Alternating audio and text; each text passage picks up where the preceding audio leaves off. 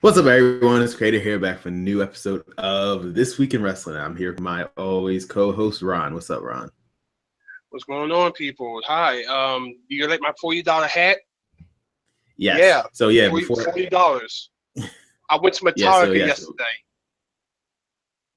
40 And fucking how was that, dollars. It was a good show. $40 hat. Ron? I am going to wear this hat for the majority of this podcast. I'm going to make good fucking use for a I $40 understand. hat. That's how I realized like how like musicians, and bands, they make their money just mainly off of the merchandise because in terms of, like their albums and stuff, nobody buys it because everybody illegally downloads it and shit. So I like most of their merchandise most of their money probably comes through the merchandise. Yeah, I guess because Please, 40. I do completely I do completely understand why like some merchandise for bands and stuff is always high. So yeah, but how was your week Ron, overall? Other Before than that, I've actually been sick. It's just, we had for those who don't live in the Philadelphia area like me and Korea does, it's been like I've been wanting my spring weather, and I already put my winter clothes away and everything. I wanted my spring weather, and it feels like mid October with yes, the wind and the it cold. I don't yeah. It's so weird. And one like a couple days ago was not like in the 80s. I was burning up in my house, and now it's raining. It doesn't know when it's going to be, and it's May. That says a lot. It's May. Yeah, and it's Oh, messing. It's actually messing me up. I'm more of a warm weather person, and it's messing me up. And I already put all my winter winter stuff. stuff away, so I'm just like, I'm It's still, so weird. I know. It's yeah, so weird. it's made me sick. So I've been fighting through, and hopefully I was like, oh, I don't want to be sick when Metallica comes. I really want to go see them and buy my $40 hat. So I'm never going to let that go. I'm sorry, but I ended up taking a couple of aqua salsa because I forgot I had aqua salsa in my closet, and then took that, and I've been going through with it, and everything. The show was fun. The show was actually pretty nice. I was at the all the way up at the link. I never been to the link before, even for an Eagles game. I went there and I got all the way up, and I have cardio problems. I have to start getting my cardio back up. Those flight of steps is high. Hmm. That took me a good second to get up there. But all in all, it was a very good show. Me, my friend that went with me, and my hat enjoyed it. He bought a hat too, which cost him $40. So we all four of us enjoyed it. I'm treating it like a human.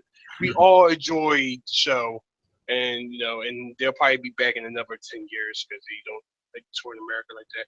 But other than that, yeah, I've been fine. How about you? This week was very hectic for me. For starters, on Friday, actually had to do a 12-hour shift because, well, it was a bunch of factors that led into me doing a 12-hour shift. First off, one of the people called out in the morning, so I had to stay a little bit Don't longer you hate anyway. that? Because it get fucked you over. No, I got fucked over the most on Friday because then I my manager again. So these people be unnamed, so it won't even matter if I say the story because like who they are. My manager and one of the employees, they're dating each other, right? Mm, Basically on Friday they had a falling out, or it probably was the day before on Friday, but the Friday this when shit got real in the store, they had a falling out right in the store, and it's like they were cursing at each other and whatnot, and that made me and the supervisor. I'm actually a shift leader, and it made me and the supervisor had to take care of the store for the rest of the morning. And then next thing you know, she sent her home. My manager sent her previous girlfriend home, and that made me stay until 2 because her schedule was until 2. I was supposed to get off at 11, so I stayed until 2 because of that. And then the guy who's supposed to come in at 2, he didn't show up until 5 o'clock, and I couldn't. If I was to leave, this one guy would have been. Because in the afternoon, there's less people in the store. If I was to leave, that guy would have been there all by himself for 3 hours, and that wasn't happening. I couldn't let that happen. I had to stay there for an extra 3 hours, and that made my schedule go into 12 freaking hours. well, the good news, the good Yeah. news about all that, as I like to say, your paycheck, you might have enough money to Oh buy yeah. a belt. Yeah, no, that's true. No, well, this month I was poking on like Power Rangers and Super Sentai and stuff, so I might be able to finish like my Go Buster line that I've been trying to complete. So yeah, that might actually, yeah, no, yeah. I'm not complaining about that. It was just the issue, but the other factor is that it fucked up my whole day because that was the time I was gonna focus on like making my reviews for my YouTube channel, but I was too fucking tired to because as soon as I got out, I went to sleep. Then I went to I usually donate to this plasma place every week, and I had to go there first to get some extra money, and then it just fucked up my whole day. Fucked up my whole day. I'd say like this: when the paycheck comes, and you, I know it was worth it. Yeah, it was definitely worth it. All I ask is that you can give me this Q Ranger toy. It's like $10. Yeah, well, actually, what is your thoughts on them? Well, actually, we'll probably talk about this after the podcast, but yeah. Because I'm related to wrestling, but yeah. Otherwise, I mean, today, oh my god, today, they went at it again, and then she said this line. The employee said this line to the manager that everybody heard in the store. She said, "I fucked both you and my girl on the same day," and nobody said anything. It was so silent for like 5 minutes. Where do you work at? Yeah, Dunkin' Donuts like in North. This come to Dunkin' Donuts. Dunkin' Donuts in North Philly. Yeah, North Philly. Well, yeah, we live in North Philly. Well, we're Olney, the one at Olney. I might give the exact address. I don't think it's having an address, but for you saying North Philly. Oh yeah, and it's definitely something else. But yeah, that's been my week. It's just first off, hectic. Dunkin' Donuts. It's just it's just Dunkin' Donuts. If you were to work there, you'll probably get a good laugh and get some funny stuff out of it. It's just people are crazy. I'll probably be fired for eating all the donuts. No, well, you can eat. Well, as a employee, you can eat as many donuts as you want. So eventually you'll get tired. Don't give me that. Yeah, no. I mean, trust me. I realize when you work in a fast food store, you'll eventually get tired of the food because you eat it so much, you'll get tired. Like the only thing I get anything from there is just the tea. I stop eating the donuts. I stop eating the sandwiches. Like I just got tired of it. So eventually, once you work in a fast food place, you get tired of the food. It just gets whatever. But yeah, that was my week. So without further ado, let's get right into it with some nudes. I mean, I said nudes. Wow. Well, it's funny. It's funny that it was indirectly that I said that because it's funny because you brought up after the podcast. The one thing we did not talk about last week, which shows how important it was with Charlotte. Because that did happen, but yeah, it wasn't that important for us to even. I just like the segue. That's all. Yeah, that was even an intentional segue. That segue was amazing. Yeah, I mean, like any quick thoughts on Charlotte before we actually get into the data? I said it on my Twitter, which is, by the way, BGCJ _ Matt Stalin on Twitter. I've said it on there, and I mean it. Personally, I didn't look at him. Mm-hmm. Reason being, I have two reasons. One, because after the whole Paige thing, we all have our laughs and everything like that. But when it comes down to it, these are people who we watch on a weekly basis, and we respect them. And some might actually think, oh, this is cute and everything like that. But then when you look at them, it kind of devalues them. Like with Paige, Paige did some things that we all saw that, it's like, and you kind of look at her like, you can't really look at her the same no more. So you look at Charlotte and you go, you see that Charlotte has news out, and I didn't jump on this one because it's like, nah, out of respect, I'm not going to do that. The second reason why, because it's Charlotte, Ric Flair's daughter, who looks like Ric Flair with boobs. Yeah, so it's like, so I mean, yes. No. I'll if I did have that mindset of, new wrestling news, it's Charlotte, I'll pass on this one. And from what I've heard, it's not really that worth it. It's not. Yeah, I mean, I seen one photo. Like I wasn't scooping. It was not I was scooping around for it. It was just I seen one photo on my Twitter feed, and then I was like, yeah, whatever. And like I wasn't intentionally looking for it either. Again, I really didn't personally care. Yeah. Like it was like the same reason, like you said. Like I mean, like I respect Charlotte enough to not even like dive into her personal stuff like that, even if it's public now on the internet. Like I respect her enough to even look at that. I mean, to not even look at that. And like I said, she looks like Ric Flair, so that's it didn't really pique my interest whatsoever. Yeah, it's Ric Flair. The only reason why I looked at Paige because all the stories I heard because Xavier Woods was involved and Brad Matt, I was like, okay, this is some serious shit. So I had no choice but to look at that. I would say this. Victoria. Remember Victoria? Yes. Okay. She has news. Mm-hmm. And apparently, here's one is a throwback. Okay. Serena. I think that's her name. But she was the chick from the Straight Edge Society. Yes, I know exactly what you're talking about. Yep, I know exactly what you're talking about. Yeah. She has something else. And apparently, there's a match between Serena and a Heineken bottle. Gotcha. That's all I'm Interesting. saying. That's all I mean, I probably won't look into that one, but I didn't see it. You just heard I have my friend is Emilio Armato.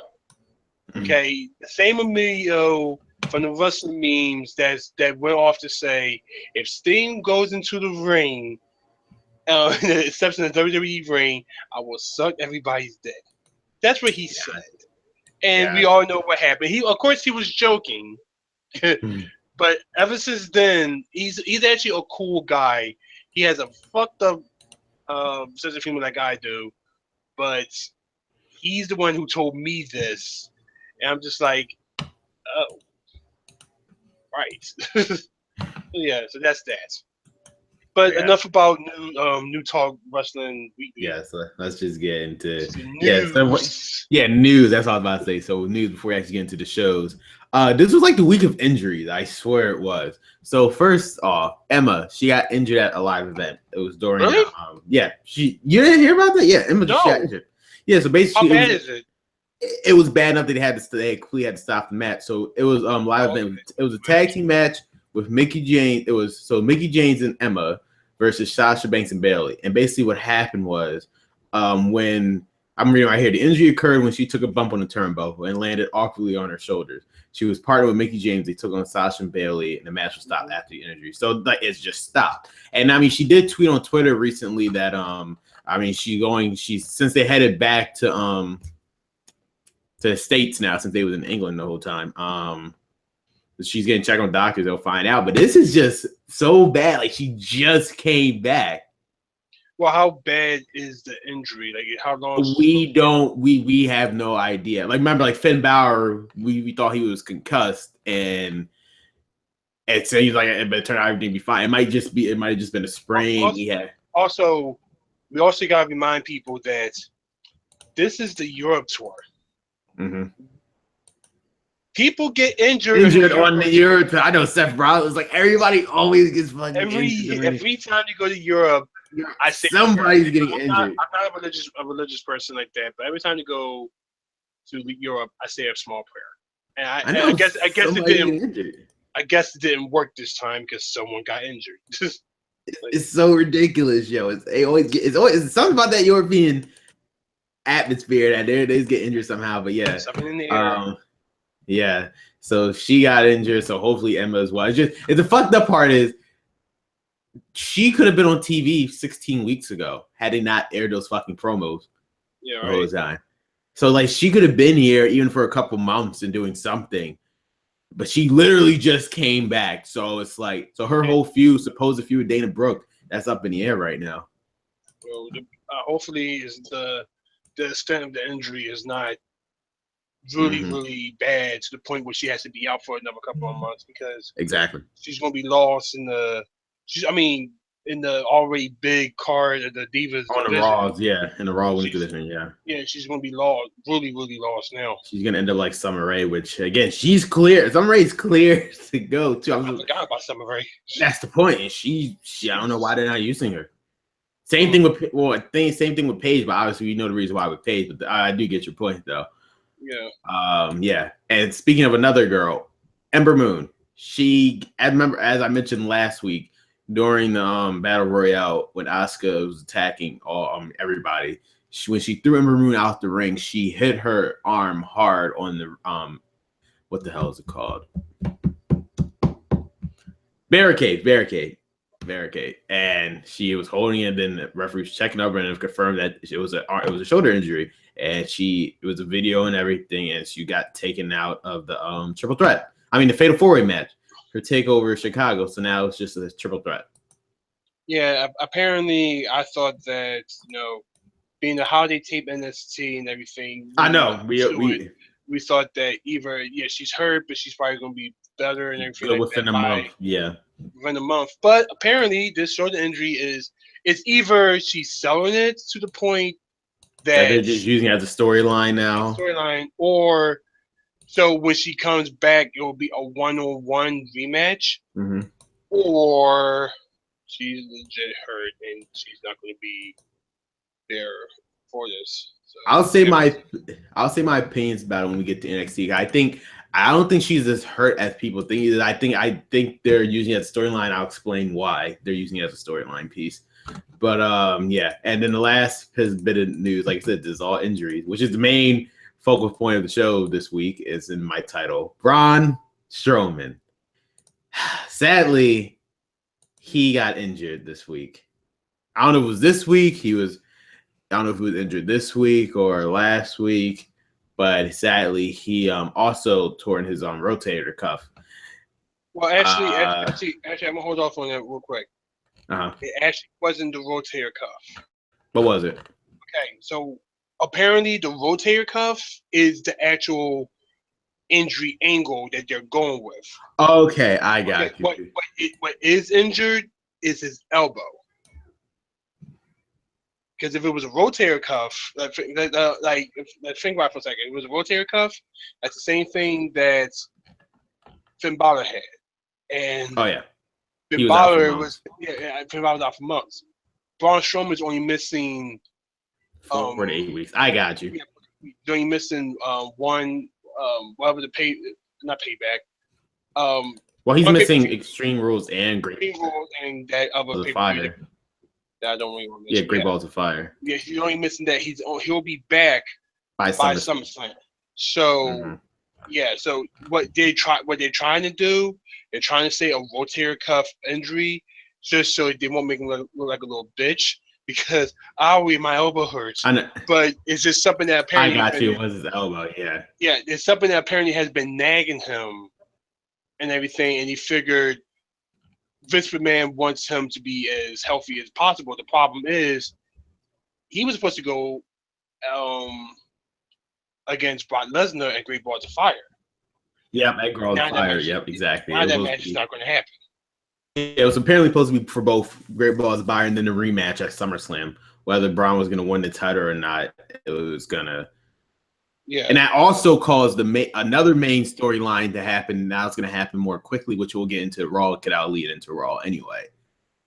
It also made another storyline. I mean, I don't know if you've read up on it, but or have you, or do you know what I'm talking about? Yeah, you go ahead and say. I don't know. Does involve Roman Reigns. I'm trying not to follow Roman Reigns, but you go ahead and tell me. I'll let you know if I have heard or not. Oh no. So basically, it involves Roman Reigns. His original feud was supposed to be with The Miz. Really? This was supposed to be around SummerSlam time for The Miz for the Intercontinental title. But now, since he's injured, they're pushing this now to Extreme Rules, which is the reason why the Raw this week is going to happen next week. Okay, so the title match. So, oh shit! So that was Dean Ambrose. Yeah. So Yeah, so Dean Ambrose, and that's my point. So Dean Ambrose and Miz was originally supposed to face each other at Extreme Rules for the Intercontinental title. Yeah. Yes. They now pushed it to next week. So next week's Raw. And now I know what's probably what happened with that. At Extreme, yeah, so now we pretty much know the stuff for that. And can now going to push forward with now the Miz Roman Reigns, and now they need that was gonna be the main focus point of the show. I mean, for the show until at least up until Great Balls of Fire. But now, since Braun Strowman was injured, he had no choice to be the focus point of the show because Braun Strowman was gonna be the main focus point up all the way up leading up to Great Balls of Fire anyway. Whether or not he was gonna win Universal title, we have no idea. But now, since Braun Strowman's out, now the Miz is gonna be the top heel. And now Bray Wyatt will be feuding with Dean Ambrose now instead. It sucks because I was really looking forward. So which is weird because I know Finn Balor. Then what the hell does that leave Finn Balor? Now, what I think what they're gonna do with Finn Balor, they might make him fight Brock Lesnar at Great Balls of Fire. I think that's what's gonna happen. And I really don't know. If that's the best idea. Because I don't personally agree with it myself, but I'm just saying I think that's logical. I feel like Finn Balor and Brock Lesnar would have been a bigger draw SummerSlam than Balls of Fire. But like I said before, because we don't. Go ahead. Well, because the main reason you would think that they'll get because their main match at WrestleMania, they wanted to be Brock Lesnar and Roman Reigns, and now with this, the whole point of the Miz. Now you wonder why does Miz get involved? Because once Roman Reigns beat the Miz, sadly that's going to happen. Whole feud for the story will be that Roman Reigns has won every single title in WWE except for one, which is the Universal title. Brock Lesnar. So that's the story that they're going to be building towards for WrestleMania. So that's the whole point. So Roman Reigns can say he won every single title except for one title. Jeez, this sounds like a WWE 2K18 storyline more than anything. Exactly, yeah. That's the point. So it's like we'll see what happens there. But moving on to Raw, since most of this stuff pretty much got played into Raw. Dean Ambrose opened the show, and he was saying how since Kurt Angle in the UK tour, Dean Ambrose was in charge of Raw. We thought he was fully in charge until The Miz came out, and he said that Stephanie McMahon would not allow Dean Ambrose to run the whole show because that would just be crazy. They decided The Miz would also be in charge. They were both and because of that, Dean Ambrose put The Miz into a match with Finn Balor, whatnot. But before we get into that match, what are your thoughts on the opening? Once again, I skipped. I skipped a completely important part.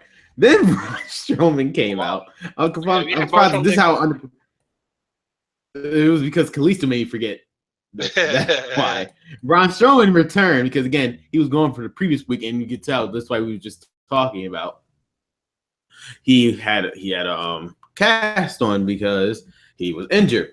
And he said he couldn't compete. And then Kalisto came out. He said, I remember you threw me in the trash can because he got thrown into the trash can. And he was trying to get his respect back. Yep.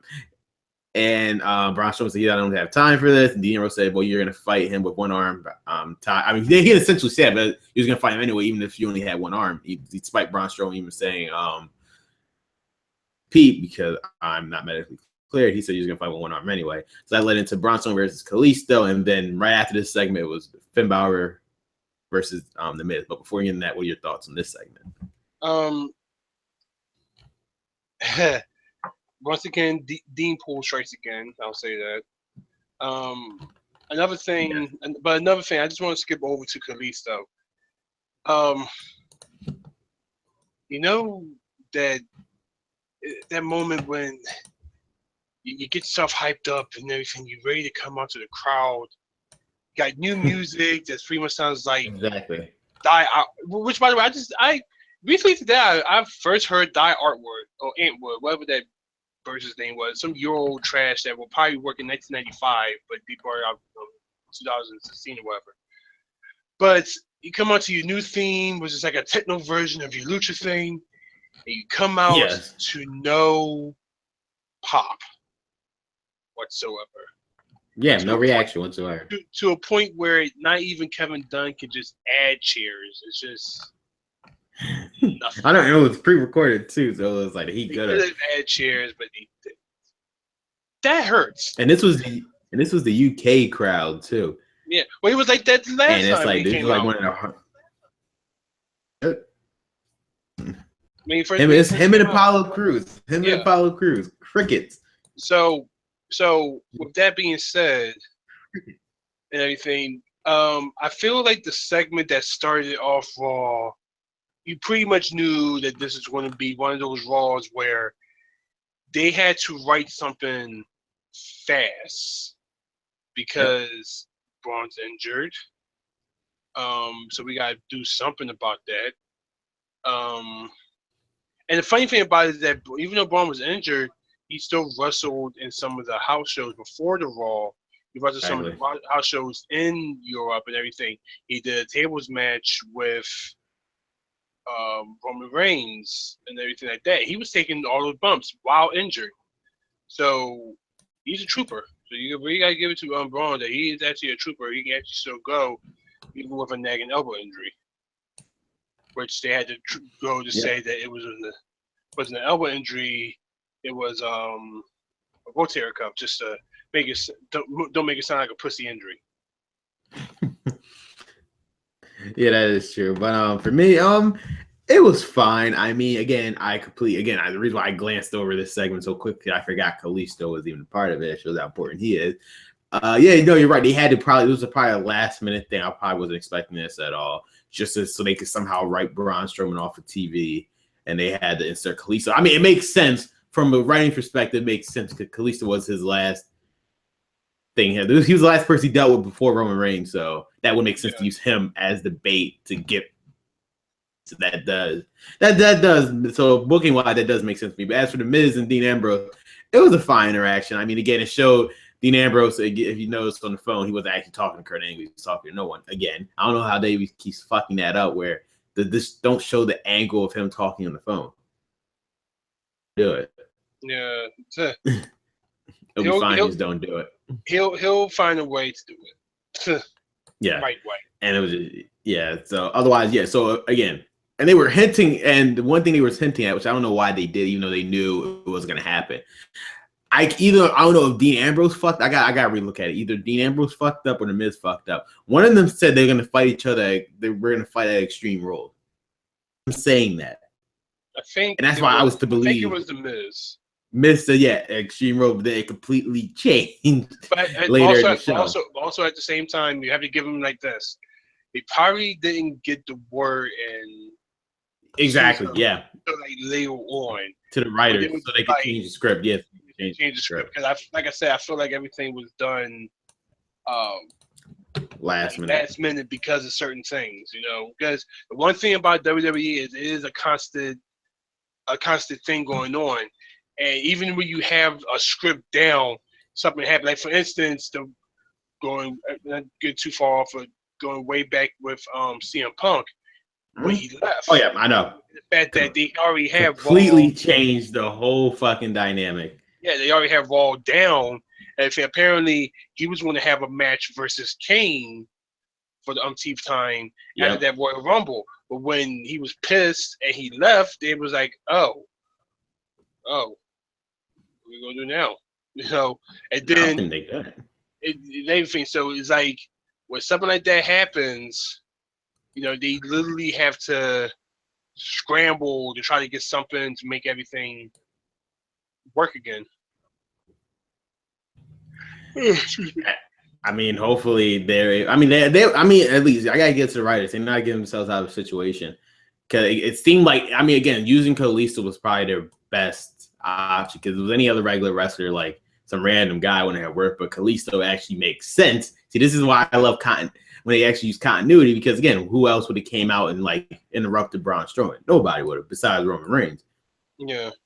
And they needed to use Roman Reigns later on, just get him off of TV. So Kalisto made the most sense. So yeah.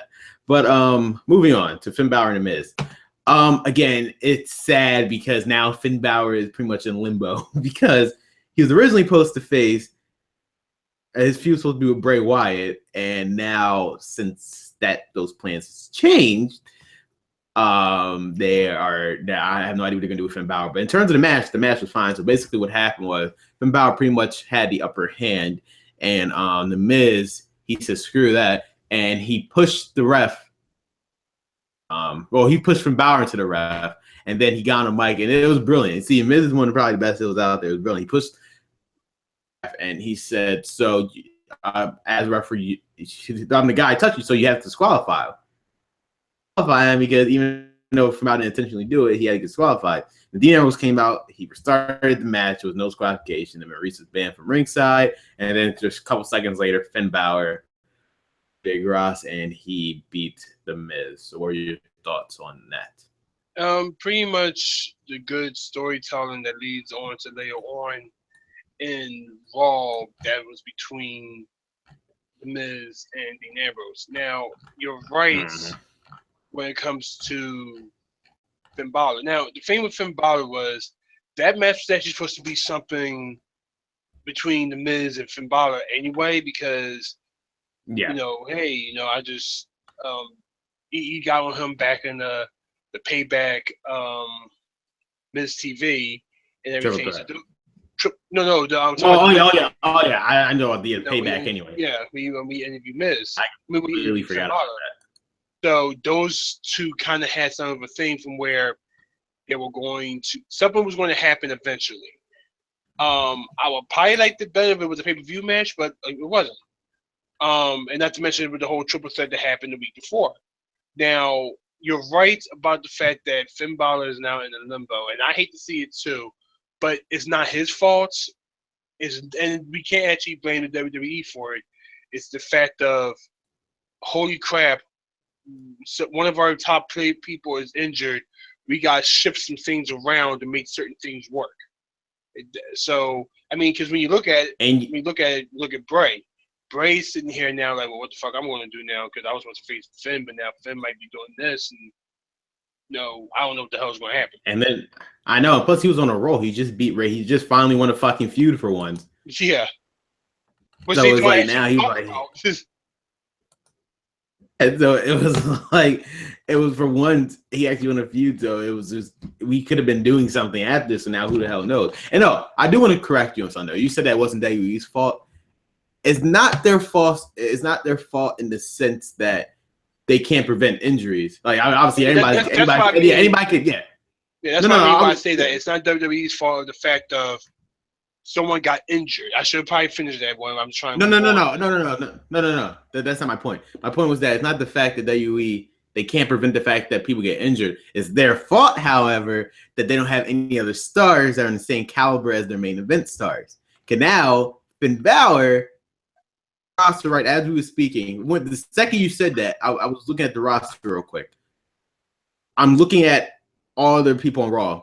I don't see who he can actually feud with. That's actually like legitimate right now at the moment.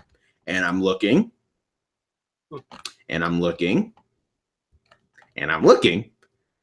The only person that come to mind out of this whole list that they can use at this moment would have been Big Show, which would have been weird. Yeah, it's probably nothing. Or they could just say screw it and just use Elias Sampson because he's brand new and they're doing whatever with him. But that's the point. Nobody on the Raw roster are in the main event like level tier. They're all mid cards. So it's like who the hell is Finn Balor gonna feud with now? Like that's the point. So now, I blame that. So I blame that. So yeah, I don't blame them for getting like for people getting injured. I blame them for the fact that now they don't have a fucking second plan for people. Because again, who the hell is he gonna feud with? They could take a Smackdown route and just take a random jobber, quickly push him to the main event. That's what they could do, but it won't be believable. Especially not this soon. Quickly, yeah. But we'll see. You never know. They might have done something this weekend while they're in Europe, and they probably went home and say, all right, we need to come up with something quick and fast so we can like I'm really looking at this. So like, unless they're gonna push Kurt Hawkins, maybe they could do something with Kurt Hawkins. I can see that. That's the only other person I can or see they, right or now they, on this roster list. or they can just pretty much feed Finn Balor to the mid carders until it's his time to, you know. He has to have a match at Extreme Rules. There's no way he's not having a match at Extreme Rules. That's why I'm wondering who could it be. I'm really looking through this. I'm really looking through this list. Or they could just now just bite the bullet and just say screw it. And since my prediction didn't come into like fruition, again, I'm probably just a freaking repeated clock. Just do Valor Club. Just do Valor Club. When Monday comes around, because I'm pretty sure that they're going to be by the time Monday comes, they're going to have something planned for Finn Balor storyline. Yeah, it's for everybody. Yeah, exactly.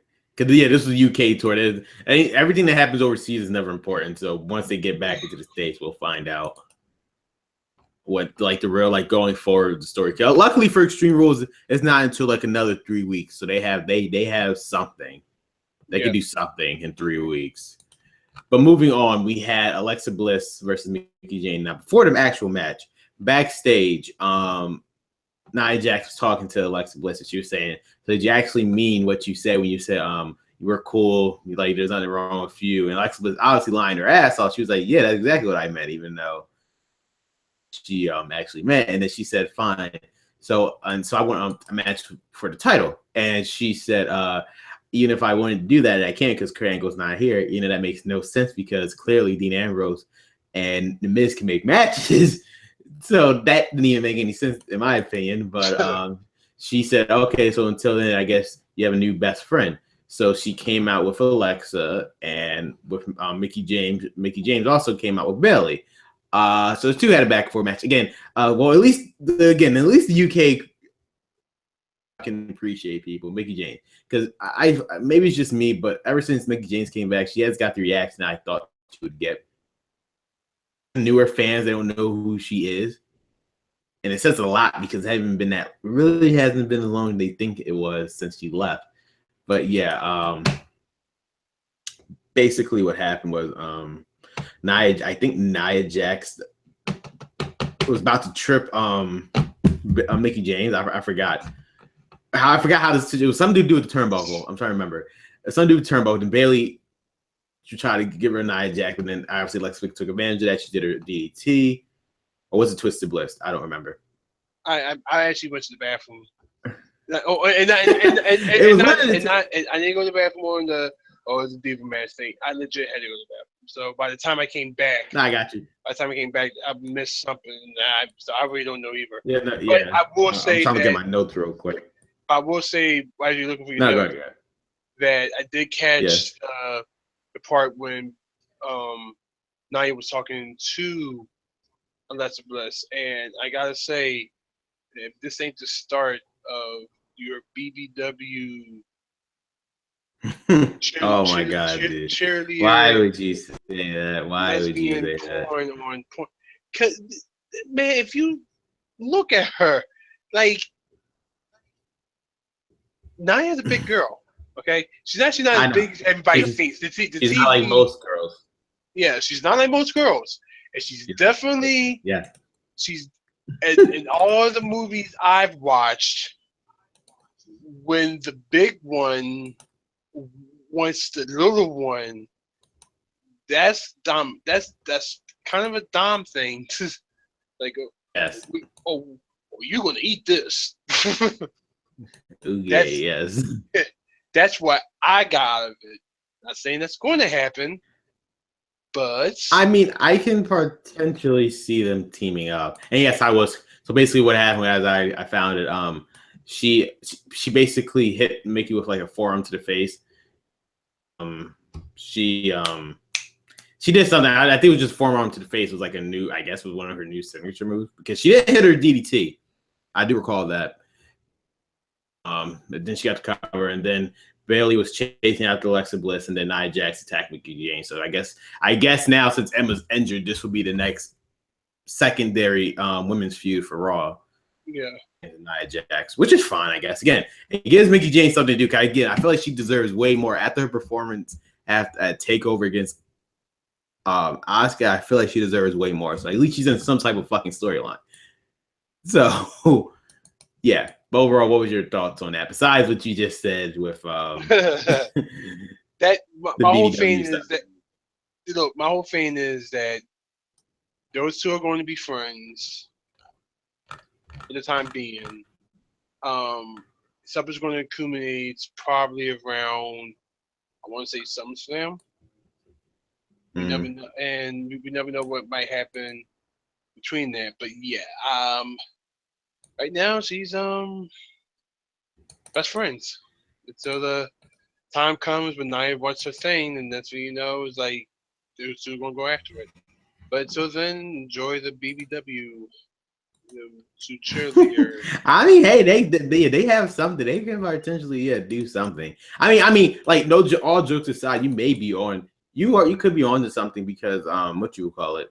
If you remember what Stephanie McMahon said, she's embracing like the gays and lesbian movement or whatever. Like they have no problem. Like Darren Young, like we know. Well, I don't know if is this character on WTV's gay. Who? Darren Young? Yeah, no, or is it? No, I don't. I feel like that. Not to go too far off, but I mean, joking around. I don't necessarily think any of those two are legit going to be going to Tuna Town anytime soon. But as far as the whole gay thing, I feel like that, and you can actually tell with Goldust too. They've toned down on the gay thing as far as your wrestlers who is overly flamboyant. So Goldust is still the bizarre one, but he's not the bizarre one that we all knew. At least me, where I grew up, because the first thing we saw Goldust is like, oh my God, this is a man dressing up like a woman. He's doing all these things. He tattooed Razor Ramon's name on his chest and everything, blah blah blah. And you know, back then it was like, oh, you can make fun of that, but like nowadays you can't, and they want to keep it like that. So Goldust is not that bizarre like he used to be, and Darren Young, even though he is gay in real life, he doesn't play a gay wrestler. He's just a wrestler. They're not going to make that into a gimmick. Not also mention to the fact of what happened with they're trying to keep things low level because what happened with Chris Canyon and everything. Yeah, like they're trying to keep that on a level of we're not going to do anything that's going to affect this publicly wise to send. I mean, like for PR reasons. Yeah, for PR reasons. So everything is like PC politically. Yeah, especially in this era. So it's like they have to. I mean, and actually do. Personally, sometimes I feel like I'll explain that on off camera. So how I feel about that, and trust me, it's nothing bad, but I'll explain off camera. No, I got you. No, I actually understand. But okay, moving on. We move on to the main segment of the night for Raw. Braun Strowman, he came out to supposedly fight Kalisto, but Braun Strowman again said he had no intention of really fighting Kalisto, but the referee rang the bell anyway, so Braun said, fuck it. He kicked the shit out of Kalisto. That was hilarious. One arm again. He was kicking his ass with one arm, one fucking arm. He could legit kick his ass. I mean, it's Kalisto. Anyway, I know, but I'm just saying, but just manhandling the way he was, just with one arm alone, that really says a lot. But and then of course, you know, the guy, the big dog, fucking Roman Reigns decided to come out, make his return, and he was just walking and walking. He finally got to the ring, and then he decided to dick move, and it hit him. And this is a face person, mind you. Usually, the face people don't go after even if the person's injured. They usually don't right after the injured arm. Usually, the heels that do that. But again, Roman Reigns, he's a face, mind you, and he went after his injured arm. That's the first thing he does, being a dick. And then he just kept attacking it, and he used a steel chair, hit him with the arm. Actually made Braun Strowman run. I would say run. He walked like he quickly went through the crowd and making sure he doesn't get nowhere near Roman Reigns. So what did you think of that segment? And this was the way again, and this was the way to write Braun Strowman off of TV for a couple weeks. You wanna know what makes me not like Braun Strowman? I mean, not Braun Strowman. Not makes me like Roman Reigns. Please do tell me. Okay, on the thing, it's not because he can't wrestle. He actually can somewhat wrestle. Okay, I will say that he can actually wrestle. That's not the reason why I don't like Roman Reigns. Most of it. I mean, yes, he is homegrown, and he's pushing them in our face, or they're pushing them in the face, but it's mainly the announcers. Mm-hmm. Okay, it's mainly Vince or whoever's running the microphone in the back that goes into the ear of Michael Cole and Corey Graves and Booker T to say, okay, talk about how strong Roman Reigns is. Talk about how, he's the big man, the big dog, it's his yard, and it's the fact of they're pretty much putting it as like, oh my God, Roman Reigns is this amazing person, but he's going up against this guy who's also bigger than him. But for somehow, some way, he's actually getting it done because he is the big dog. He is the top man. This is his yard, and it legit does get on my nerves because it's so annoying. I know it's so annoying. It's annoying. Like, I feel like one of the main things that I would say to make me, I really didn't pay attention to Roman Reigns, even when he was with the Shield like that. The main thing that really got to me on him, I'm not saying that Roman Reigns can't wrestle, because he actually can. I feel like that he's actually can be a legit person if he did it on his own. If you made him not what he is now. If he wasn't trying to shove him down our throats. Because I hate to keep putting this up or bringing this up, but like I said, me being older than you, I grew up in the era of Hulk Hogan and whatnot. Mm-hmm. I've been watching wrestling for years, and I grew up in the era of Hulk Hogan.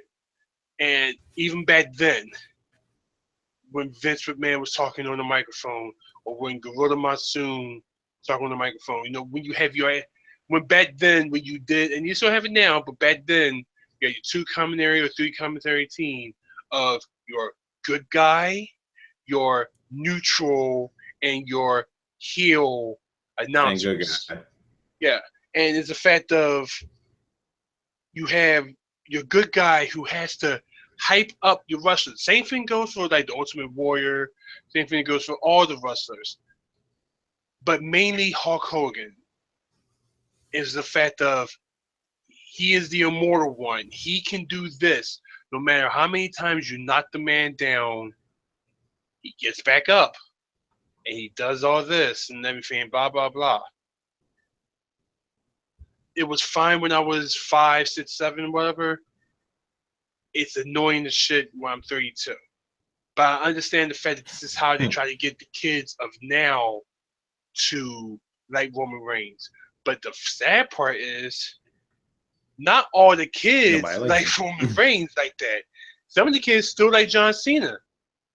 Some of the kids still thinks more of John Cena than they do of Roman Reigns and everything. Like most kids do like him, but most kids like John Cena more than Roman Reigns and everything. It's just the fact of after a while, I get sick and tired of people cramming him down our throats as if he's this guy who can do everything and anything. It does get annoying. So with that said, it does. That segment, that whole thing that happened was like, he can do this. He is. But Braun Strowman kissed him to the ground. Oh my God! But he gets back up and he starts beating him up, and yeah, it's after a while it's just like I'm more annoyed of the announcers talking about this than I am watching Roman doing this. That's what it came down to. So that's how I feel about the whole situation. Maybe if they tone it down a little bit, which it won't, but if you turn it down a little bit, maybe Roman might be stomachable to actually watch. Oh no, they won't. but they won't. And I'll tell you why. Because they won't. I'll tell you why. Because I decided, for some random reason today, I decided to listen to Colt Cabana with CM Punk. Finally, after all these years, I finally decided to listen to it today. Oh, wow, About the reason why he left the UE. The old one before they stopped talking to each other? No, I thought the reason why he left the UE. Yeah, the reason why he left the UE. Yeah. So, what you call it? Basically, CM Punk, I mean, you probably know the story, but for those who watch it, don't know the story. When CM Punk was feuding with the Shield for that brief, 1 month or two, like about 2013. It was like December 2013. Before the it was a handicap, it was 3-on-1 handicap with the Shield versus CM Punk. They kept telling him he's gonna win the match, but he's gotta make sure Roman Reigns looks strong. Oh yeah. And then CM Punk just kind of talk about how they always just kept telling him to make Roman look strong, only specifically him. Fuck Dean and fuck Seth. Yeah. And it's okay, and this is from 2013. So again, we're fast forward to 4 years later. I'm not fucking surprised. This is the only guy they cared about. This is the only WWE. They have. That's the point. They have a plan for if they're behind you, they're behind you. So they already had this guy in their future for probably the next 2 decades, Roman Reigns. So that's why it's so annoying. That's why we're just getting what we're getting now. No matter what the situation is, Roman Reigns will always be the main focus point. Even remember when he was injured? Remember when he actually got injured around in 2014? Every week we got something regarding Roman Reigns. Yeah, we didn't get that shit. We didn't get that shit. Who else got injured? That shit with Daniel Bryan. They never updated us about Daniel Bryan, but Roman Reigns, yeah. Of course. Every week is just a package. Every week about this guy. It's a package of let's look back at the highlights of Roman Reigns, and then he'll be back by this month. Yeah, some stupid shit. That's my point. It's they didn't care enough to do about Daniel Bryan, who won the world title, and they didn't do it, but they did it for Roman Reigns, and that's the point. They're there will never, unless Roman Reigns fails another wellness policy, I can't see WWE ever. Even when he and that really gets me to this day. Even when he failed wellness policy, so let me get this straight. He fails wellness policy, and his reward is to not only still main event a pay-per-view. So he still got that pay-per-view check for the main event. He still got that main event pay-per-view check. Because again, I don't care what people said. That it could have been Seth Rollins, Dean Ambrose. They could have did it just fine. Because Roman Reigns did, they really didn't need him in that match. Because even despite that, he still got rewarded with the United States title. People thought that was a punishment. No, that wasn't fucking punishment. He got a fucking title. Yeah, he's still getting a paycheck out of it. And plus, again, you get paid more when you're champion. So it's he got rewarded anyway. He got a game of title a few months later. So it didn't even matter. And he fucked over Rusev. Rusev had at that point, what happened to Rusev? Nothing. So it's this guy, if Davey's wondering why, again, I don't hate him because he's a bad wrestler. It's not even the wrestling part. He's just a character to the point where it's I don't care because even if he does bad ill will to the company, and he's gonna get rewarded, no matter what, this guy can probably kill someone. It won't make a fucking difference. It won't. But also remember this: even with that wellness policy was something. It wasn't even drugs. It was just Adderall, pretty much, or something like that. Yeah, but I'm just saying, but still. And if I was a company, a policy is a policy. If you break a policy is a policy, but at the same time, it was Adderall, and they probably won't even look at that because it could have been. Marijuana. I feel like if the punishment would have been severe, if it was a hardcore drug like marijuana or cocaine or steroids or whatever, all he took was an Adderall for something that he legit has. It's just the fact that it just comes up. It comes up on the list of banned stuff that he can't take. Now, how much you want to bet that Vince either says, hey, don't take this one, or they added that to the list of things that you can't get suspended on, being to the fact of, what it really does. But if that's the case, then other people who took out of all who got suspended should have got it, you know, Exactly. got the pass too. Like even Marie, not That, really that- caring that's, about. that's exactly what I was about to. No, I'm saying, but that's exactly what I was about to bring up. I say that's what I said. Like, despite how you think of Marie, she got the fucking shack. I mean, she got the fucking shaft because and that was it. That was it for her. We haven't seen her since, and I'm pretty sure she's out of the company. She's about to be out of the company real She's soon. already done. She fired. She's done. Yeah, that's my point. So it's like, again, Yeah, she so got the shaft over it's a pretty much the same exact thing. it's a two-way street on it, but at the same time, it's the fact that like they have a plan for the man for the next couple of years. He's pretty much going to be what John Cena was back in the the attitude adjustment area, whatever they call that era, to the like back then. He that's their top guy that's going to go with no matter what. And so sadly, we just wanted to suck it up and listen to it. Man, fuck that. And it's just, yeah, it's just whatever. But yeah, I mean, well, and again, we already know. Again, that's my point. We already know the future plans for Roman Reigns. Now he's gonna win another fucking title. He's gonna win an Intercontinental title. Yeah, fucking wonderful.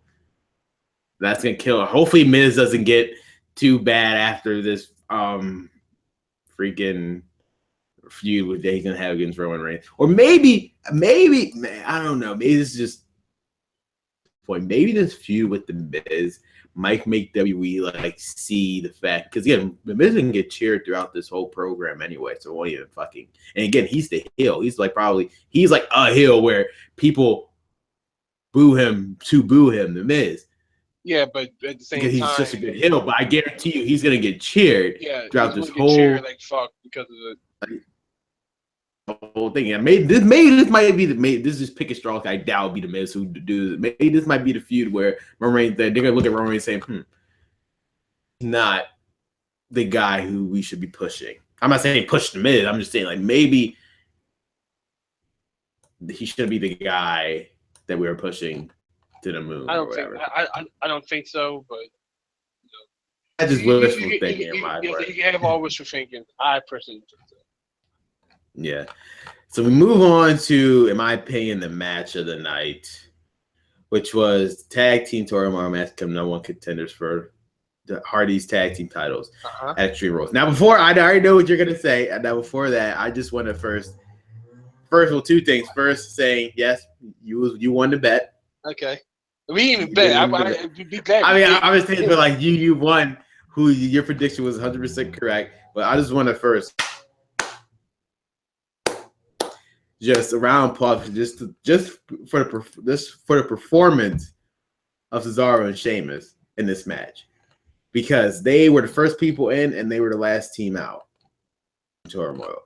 I'm trying to recall the last tag team turmoil that had the first team that was in the match actually win the whole thing. They went through all 4 teams and incredible performance. Like that was amazing. Like that really that really got to me. That match was like just wow. They went through match and they actually won it. I was expecting this when Golden Truth came out last.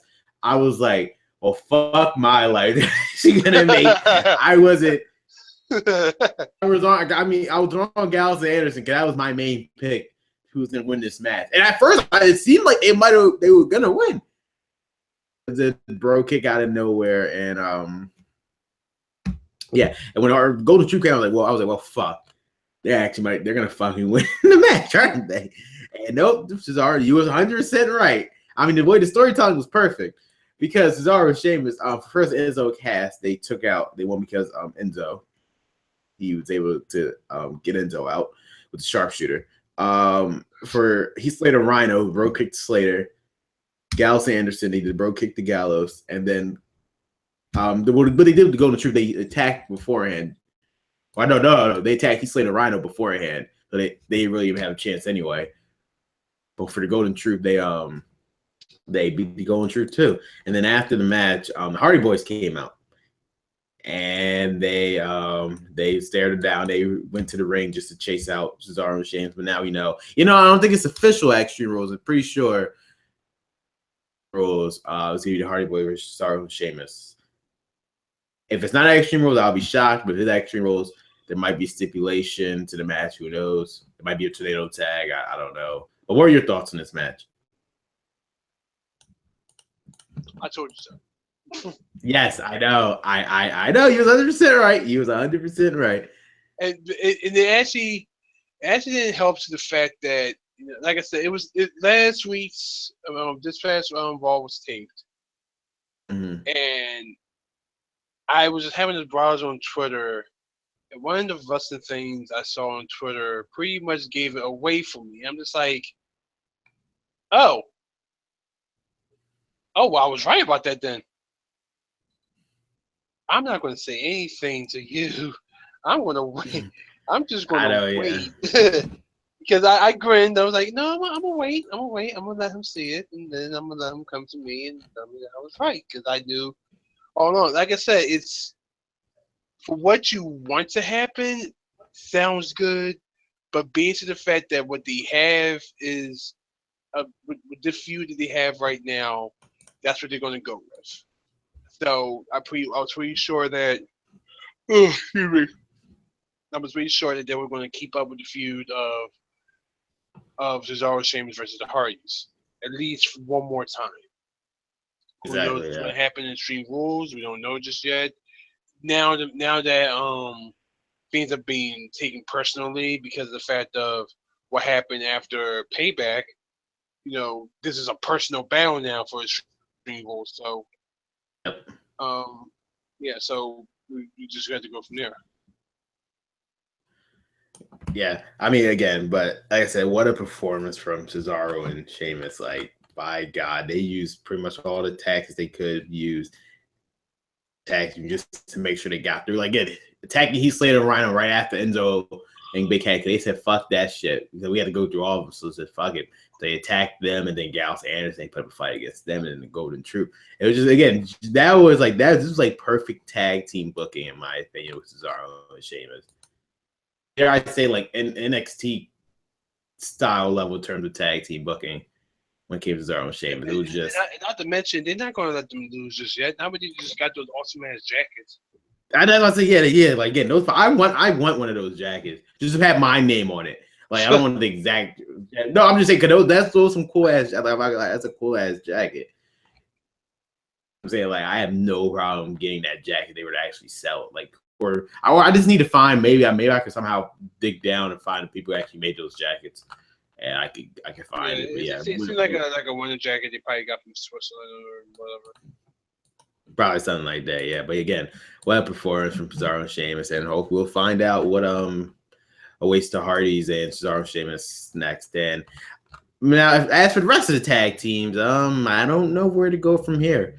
The feuds that they can do, I'm looking at the tag teams. Pretty much for right now. Please God, do not let Gallows and Anderson versus Cass get. I don't see the point in it unless, again, unless they're gonna form fucking Balor Club. I don't know. I'm just saying, like, it's not even. I know it's a running joke in the show at this point. I'm just saying, but just personally, as I said last couple weeks ago, I have no problem with them fighting a superstar fighting another superstar every single fucking week. I have no issue with that, as long as there's something coming out of it. You don't see Enzo and Cass with Gallows and Anderson coming out of anything. Here's the thing. What I see what's happening, what's probably going to happen is, for a while, Anderson and Gallows is probably going to go through everyone in a sense of trying to get themselves back up the ranks. So then, when the Hardys and Sheamus happens, anything like that, blah blah blah, then it might be Nets. But you also got to remember the Revivals on. I know. That's why it's like I'm curious. That's why I said, like, their best bet right now is because what can happen, what they could. Because eventually, I know the Hardy Boys, they're going to split eventually, the Hardy Boys. Because they're big enough stars to split. I can see that happening eventually. So what could happen, the Rivals could have the titles. Then Gallows and Anderson could form Balor by, like, betraying Enzo and Cass. And then Enzo and Cass can somehow win. Eventually, they're going to win the fucking titles, tag team titles anyway. So they're probably gonna get a win off the Revival eventually, and then that can lead Gallows to Anderson, and then there you go.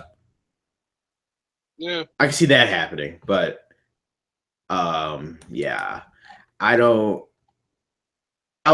I mean, Gallows and Anderson face turn. I don't know, but they're too far deep into being too, a yeah, heel to I going to a know. face turn. I have one. I don't want to go off too top. I'll talk about it later. But moving on, I do have one theory they could do, and even though this is completely unrelated. So John Cena had an interview recently. It's about Southpaw Regional Wrestling. He says it's coming back. Really? Yes, I was so happy. I was like right before we actually went on the air. I did read it. I forgot to even mention it. It's coming back. So my quick thought just came in my head. Turn face, they could use those characters. Nah. I know it'll be a complete 180. I know it'll be a complete 180, but it's something. But what happens to Balor Club? I'm talking about like in terms of I'm talking about like in terms of them, like if Balor Club were to never happen, because I don't know if it was happening, just like in the last, like this would be an alternate solution if Balor Club were to never happen. I mean, in terms of them getting over, if Balor Club was to never happen, if to get them over, I guess, but for how long? The thing is that the last time I don't know. The last time that the club tried comedy, it didn't work well. Hey, I mean, now remember they had Biggie's balls in the glass jar. I know. Well, because I wouldn't consider. I thought it was hilarious. I mean, besides the last few weeks, I told like when it first started, I thought that was fucking hilarious. I didn't. I thought that was like the first like 2 weeks, but it ran its course. No, it ran its course. Yeah, that's what like I'm saying. First week, you get your point though, but it depends. Like I said, I don't know what they're gonna do because like they've been delayed. It's not their fault that Finn Balor got injured, but now it's like I don't know what they're going to do with them, and it's sad because they're so good. I just don't know what they're gonna do with them. Well, we just have to see right now. But like I said, nothing doesn't really matter right now until the Revival comes back. And when the Revival comes back, exactly, that's when it's just going to hit the fan. Then we can see what like the next feuds and stuff are. Yeah, no, you're right. So moving on to Seth Rollins. So the reason why this match happened is backstage again, Samoa Joe probably cuts one of the best promos, and like Raw, so like on Raw, but he like one of the best promo people talking. It's just again, this is like intensity and stuff, saying how he pretty much said he was gonna kill Seth Rollins basically. You know, he didn't word it like that. That's pretty much what he was saying. And then Rollins, because again, he cost Rollins a triple threat match for number one contenders match, being kind of the title last week. So Rollins said screw that, so he started attacking. And again, Kurt Angle. Here he made the match, which was Seth Rollins versus Samoa Joe tonight, and it ended in ended via disqualification because Samoa Joe used a turnbuckle. Which now here's my thing. Last time, correct me if I'm wrong. When does ever the referee stop a disqualification with a turnbuckle exposed? Because any other time they will see that shit exposed, and even if the wrestler get hit by it, exposed. I mean, they'll clearly see the superstar get hit with the exposed turnbuckle and they don't do anything. But in particular, just it's probably I can't answer the questions or like referees mentality, but that's probably what they went with. I know storyline wise, there was the only fucking solution via disqualification because again, they didn't want nobody to go over on TV. We had to wait for the pay-per-view for that one. So they're gonna fight each other at Extreme Rules, obviously. I don't know what type of stipulation in match that my idea, is completely random. Maybe a chain match. If they could do a chain match, that could be an interesting match. Sure. What was it? Well, I'm talking about the chain match with the second leg had to touch all four corners. That could be very interesting. Like I can see the most brutal match we'll see between the two. I guess. So I feel like whatever match they have is going to be gonna be good. good. No, it's gonna be good regardless. Good But matches. yeah, it's just so. What I would want is I would want Samoa Joe to actually win one. Yeah, it's true. I mean, he did beat Sami Zayn, but yeah. Or actually, scratch that. Maybe that could be Samoa Joe's. What they could do, they could make Samoa Joe fight Finn Balor, make Seth Rollins fight Brock Lesnar. That could work. Yeah. So it gives everybody something now instead of Finn Balor. Instead of nothing for Finn Balor, he could make Balor. They're not going to turn Finn Balor heel, and they can make Seth Rollins fight Brock Lesnar. That could work. Yeah. It's something. Moving on to the cruiserweights, it was TJP, which again, the fucking name TJP.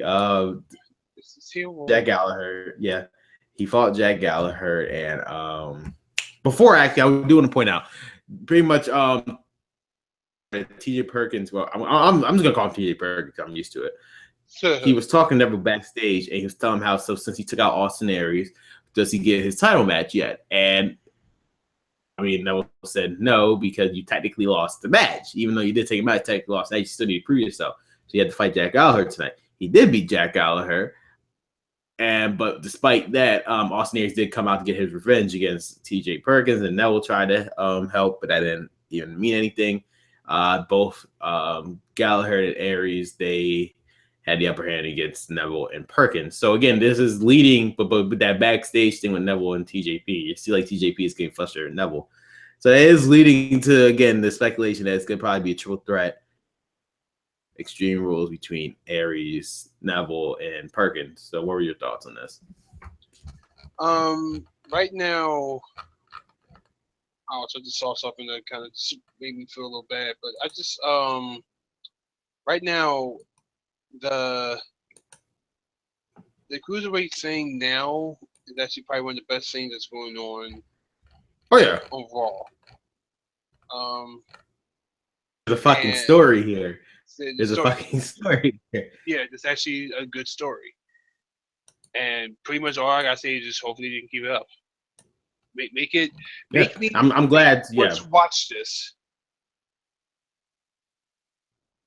That's pretty much all. Yeah, no, you're right. I mean, again, the only down I have to give, because again, this is another week without Grand Metalik. I'm just saying. So wait, with that said, so Grand Metalik is on Superstars. He's on main event. So basically, I was just curious myself. I was like, did like Grand Metalik fight somebody backstage or some shit? Like he's getting punished for this. Apparently, what I read, again, just speculation, but I guess it makes sense. They don't want the same situation with Sin Cara when he first debuted.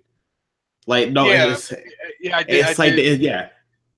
Yeah, so basically, it's like they want him to learn English and stuff, so he can actually speak English. So, like, if he were to ever cut a promo, I guess he can speak English, and like they want him to learn like WWE style wrestling instead of his lucha libre. But his lucha libre is like the best shit. Again, I don't know what it's about him, but he can do shit on the ropes that no other superstar can do. The way he can walk on those ropes. Yeah. Star can like go on those ropes like he can, and it's just that's why they call him the king of the ropes. The way he like go about doing those springboards and just like he's like walking on the ropes with ease, just to do a elbow drop and stuff is just amazing. And it's just maybe I can see Neville versus him at SummerSlam. That could be something good. I don't know what they're doing. Again, he appeared 1 week on 205 Live and that was it. So I don't know how long it's going to take for him just to come back. I mean, again, I don't know. I really he's on like live events and stuff, and he's always on main event. So he's always on main event, but apparently, so not like they completely forgot about him. Maybe he's running. And I feel like there might be going to, but maybe he's running the wrestlers just to fill the void. You might say. No, but see, and here's my issue with this, right? Here's my issue with this. Well, we'll get at 205 Live, but yeah, I'll get into more than that 205. Let's just finish Raw. Moving on with Sasha Banks versus Alicia Fox. weirdest match in the show. I actually did watch this one because once again I had to do something. Go to the bathroom. No, I didn't go to the bathroom. Go to the bathroom. No, I actually had to go help my dad with something. I got you. So, but you didn't miss anything important. You didn't miss anything important. I did see the ending. Highlight. No, not the ending. Well, I actually didn't see any of it, but I did see like a picture from it that King Ross had posted. And the one thing that I will say that is true, Alicia Fox has the best Northern Lights in wrestling. Oh yeah, of course, hands down. Again, that Northern fucking life. So her and Brock Lesnar. I mean, again, Brock Lesnar, he might be the king of Suplex City, but by God, Alicia Fox with that Northern Lights suplex. The bridging of that, amazing. Yeah. And it's so sad because that's probably the only good thing that she got, because otherwise, that's it. But again, the weird thing about this match is that at the end, when Sasha Banks was pitting Alicia Fox had her arm up, but the referee clearly I don't know who fucked up. Either Alicia Fox had her arm at the last second, so the referee had no choice but to count to 3. The referee missed the fact that her arm was up and just still counted 3 anyway. Because again, I feel like Corey Graves is the only fucking person that pays attention to the show, because neither Michael Cole nor Booker T said anything. Corey Graves even said, "Hey, I think she actually had her." And when they show the replay, yes, she did. So I think Corey Graves is the only person that actually pays attention to fucking wrestling. Because clearly Michael Cole and Booker T were fiddling with their thumbs or something. I don't know. Well, probably Booker T was probably planning on how can I about not smack the shit out of Michael Cole. Like, I got to figure a way how I can just smack him without him even knowing. Yeah, exactly. But yeah, other than that, this match was really nothing going for it. Besides, I don't know what that leads to. Maybe Alicia Fox versus Sasha Banks feud again. Because I mean, it all depends. Either we'll find out if it was a botch or not. They'll probably do something involved. Yeah, no, that's what I said. Like, if they play up on this fact, then I could tell it was intentional. Otherwise, they'll probably do something involved on Raw, where they'll mention it and then they'll have a rematch. And then maybe Alicia Fox might cheat because she is a heel. She might cheat to actually get the victory or whatever like that. So that's pretty much all I can probably say. Exactly. Moving on to the main event, which was the Miz versus The Miz. Dean Ambrose versus Bray Wyatt. The reason why this happened is because when Dean Ambrose made Finn Balor versus The Miz, and since Miz lost, he said, "Screw that! You're gonna be fighting Bray Wyatt." And they fought. He was fighting Bray Wyatt, and The Miz. He was pretty much interfering in the match throughout the whole time, just keeps distracting Dean Ambrose, that's distracting Dean Ambrose, and eventually Dean Ambrose says, "Screw it." He did a suicide dive to The Miz. And then when Dean Ambrose tried to get back in the ring to fight off Bray Wyatt, Miz hit him with the Intercontinental title in the back. And then Bray Wyatt did it with Sister Abigail, and Bray Wyatt won the match. Hardly see that on a Raw episode. Bray Wyatt actually winning a television match. But after the match, The Miz, again, he did a skull crushing finale to Dean Ambrose. He said he will reclaim his title next week. It will be The Miz versus Dean Ambrose match that was really supposed to be for Extreme Rules. They decided to move it till next week. So what were your thoughts? And that was the end of Raw. So what were your thoughts on this segment? It's pretty much nothing. It's all the story building pretty much. So it's just, now we know that it's going to be next week instead of Extreme Rules, like you said. Instead of Extreme Rules, whatnot. And we're just going to have to see what happens on Monday. As far as Bray Wyatt, this win's probably going to be pretty empty because we like to say, where is Bray Wyatt going to go from here? We don't know. I can see one of two things. Either he's going to interfere with The Miz and Dean Ambrose and cost Dean Ambrose the title. Because the speculation that Bray Wyatt's going to be fighting Dean Ambrose now. So I can see that happening. He's going to interfere, which would make zero sense because he interfered with Finn Balor. So it's like they completely wrote that off. happen, or Miz just gonna win just his dirty way? But I feel like Bray Wyatt somehow is gonna get involved. So then they like, cause what's gonna happen is they can directly, because here's one way, there's a way to go about doing this. And they want the Miz versus Roman Reigns to actually happen. We need a main event for Extreme Rules. Right now there is like no marquee match for Extreme Rules right now. So what they could do is to quickly go to Miz versus Roman Reigns. What they can do simply is during the Miz and Dean Ambrose match, they can make Bray Wyatt interfere and cost Dean Ambrose the match, which will make Dean Ambrose exit out of the Intercontinental title picture, focus on Bray Wyatt, and then Roman Reigns can just focus on the Miz. Yeah.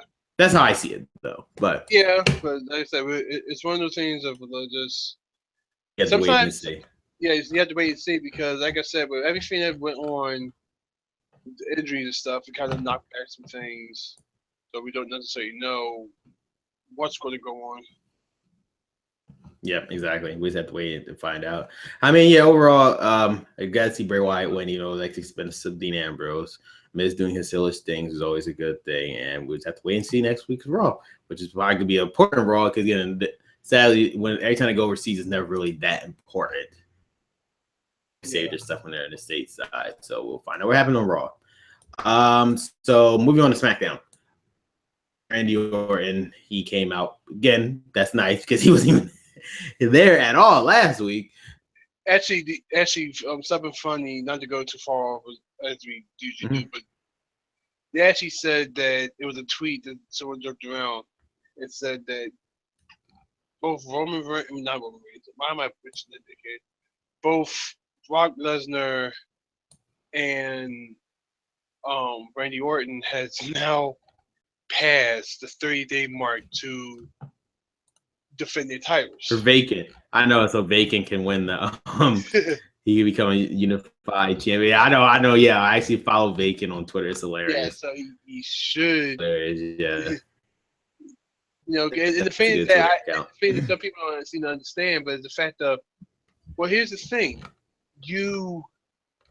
They have, okay, so we don't know what mountain Brock Lesnar is at, but Randy Orton didn't defend his belt. He probably should have been defend his belt. Y'all both having to try to defend his belt for against Bray Wyatt, but then you just decided to not make it a title match. A title match. Because again, moving Bray Wyatt was a last minute thing, that's why. Because again, remember, Superstar Shakeup, Bray Wyatt was never supposed to go Raw. It was supposed to be AJ Styles, but at the last minute they decided to switch it. So that's why they immediately. Because again, I will tell you, if I could find those advertised, I'm waiting for those SmackDown episodes. They might already be up on WWE Network, so I could immediately find it and show that they promoted it as a WWE Championship match. They did, and then the next week they completely stopped mentioning it because it was a last minute thing. So they had the switch. So because again, AJ was supposed to go to Raw. And he decided to put Bray Wyatt on there instead. So that's what happened. If Randy Orton came out, go ahead. Other than that, as you were saying, Randy Orton came out, his little walk down the thing with his Bourne music. His slow, viperish style. And he was talking about Jinder Mahal. Then Jinder Mahal came out. He already took pictures with the title, which was hilarious. I actually did enjoy that part. They showed pictures of him with the title and stuff. He's saying, "Yeah, I'm already gonna." I do like his ego. That was good of them to do. Like showing that, hey, he already thinks he's gonna win and stuff. And then I think Kevin Owens came out next, and then AJ Styles came out. Kevin Owens came out saying that after he's done with AJ. He was going to go after the WWE title. The AJ Styles came out. And then Baron Corbin came out. And then Sami Zayn came out. They all had a brawl. And then that's what happened there. And then what you did not see went off that Theodore Long came out afterwards. I was making a joke here. Oh, okay. Here's the thing. As you say that, you really don't really know because sometimes it might be on some BS of like, hey, like what he did on Raw. Hey, I'm the interim GM for Smackdown for the UK tour. So I'm going to do that. You never know. That could have very well happened. Yeah, Dear Long. I'm gonna say it did happen. Dear Long came out. He made the 6-man main event tag match. So yeah, thoughts on this segment before we get into pretty much that just if you ever watch, and I know it's gonna sound weird me coming at that, but if you ever watch old cartoons and the cartoons of how it doesn't show the intro first, it will show something that leads up to what this episode of this cartoon is going to lead off to. Yeah, that's pretty much what SmackDown did. Hey, but this is going to lead to the main event. Yeah, exactly. all of this is going to lead us to the thing. They should have just did that first and then went to the intro of SmackDown, because that's pretty much what that represented. It's like this is the theme of this episode, this match. Which, in a sense, exactly, yeah. It was just it's like I kind of feel like they probably a SmackDown for the UK. This should have been something else. They should have gave them a bigger main event other than a 6-man tag. I feel like a crowd like the UK deserves some better. I'm not saying give them a big, extravagant match, but a 6-man tag kind of sounds like a cop out in a sense. But also at the same time, I know what they could have easily, but they could have did AJ Styles versus Jinder Mahal, and then they could have Randy Orton versus Kevin Owens, champion versus champion tonight. They could have easily did something like that. But they went with suspend. But also at the same time, I feel like the main reason why sometimes when it comes to doing 6-man matches, especially when you're doing a tour like this, it's more of a sense of resting. So you don't want your person to be doing so much stuff, and you want them to be looking out for each other just in case, because you don't want. I can understand. Yeah. So that's what they probably had. Especially with the injuries, but especially with the injuries that happened this week, they probably said, "No, screw, we can't afford it anymore." So with our top stars on SmackDown, because otherwise we're pretty much fucked. Yeah. So and they probably told them, "Listen, SmackDown." So they said, with this match, please be careful. Also, SmackDown is also 2 hours. Those matches we just named, can only do so much. Yeah, those matches that we named, while good, that kind of leaves a hole of what happens with everybody else. Because those matches right there that's practically 45 minutes right there. Exactly, between all three. Yeah, exactly. Yeah, so it kind of leaves it open with everybody else that they want to put out. No, you're absolutely right. Moving on to Natalya and Becky Lynch. Natalya, she had her welcome again. They're calling the fucking welcome committee. It does get to me too, because I've said it too. King Ross said, "We watch World Culture Wrestling." Mm-hmm. How is it the welcoming community and Tamina was also drafted? Exactly. Like I want doesn't make any sense. It's not like Tamina was on the SmackDown roster. Exactly. No, you're absolutely right. Yeah, like how is it the welcoming community when she wasn't a SmackDown Live original herself? Exactly.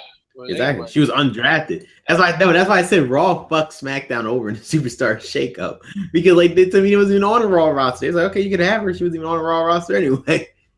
Oh, Tamina, you're healthy? All right, cool. SmackDown. You're going to SmackDown. Exactly. That's my point. So I was like, Raw. Wait, why I gotta go to SmackDown? Because we already have a Samoan girl on Raw. We don't need 2. Exactly. And the sad part that's pretty much right what it was.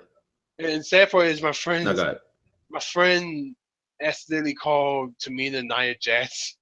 I guess. Only because of that fact. It's like, sadly, yeah. Like fantasy tag, if they have female tag team, fantasy tag team match, they could have been a strong tag team right there. Tamina and Nia Jax. It could have, but I don't know. They broke my. I'm just still pissed that they broke my theory of Tamina and Naomi, because yet again, each other this week. So it was like, well, that broke my freaking theory again. Those two. But one of these yeah. days, you're going to be right about something. Something, yeah, probably something. I was helping. I was like, no, that's the one thing I'm gonna be right on this whole Naomi Tamina thing. I was looking way too much. I was like, no, yeah, you see, she didn't attack her this week. She totally only attacked Charlotte. She did nothing with Naomi. One of these days, just broke my fucking theory. But yeah, Naomi and then Charlotte came out to be on the side of Becky Lynch. Well, actually, no, I was right on something. Actually, I called it last week. I said this week they were going to announce the 6-man women's tag, and that's exactly what happened. Yeah. Okay. So all right. So yeah, you got one. Yeah, I was right. No, yeah, the tally, she did beat Becky Lynch with this weird ending that just saw Becky Lynch just get thrown from the turnbuckle to the floor, and that was it. But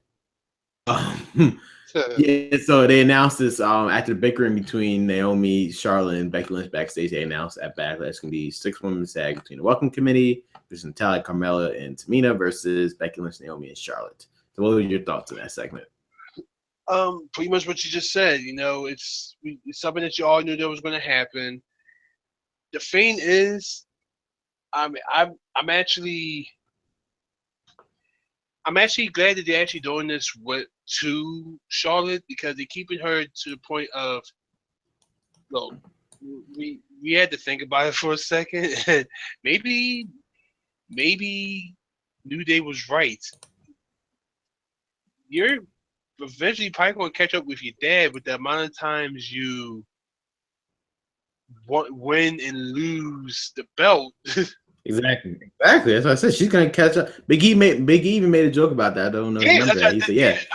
I said they might might gonna happen. If I have this strong in a year." So they were like, "Oh shit, never mind."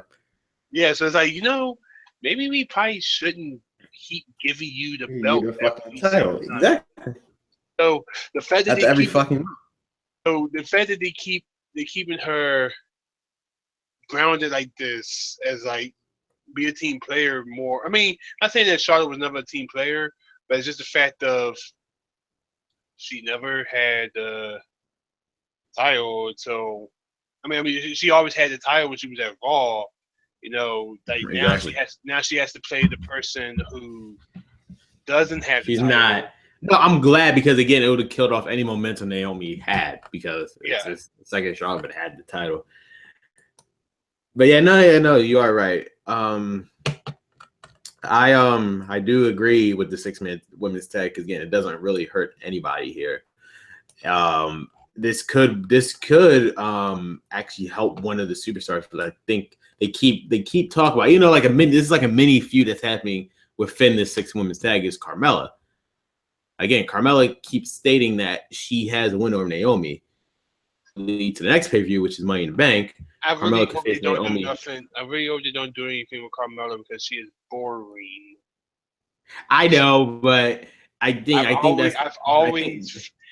in NXT, I've always found her boring. There is nothing about Carmella. Even when she was with Enzo and Cass, I know that person. There was nothing about her that I found like, oh, she can actually do these things.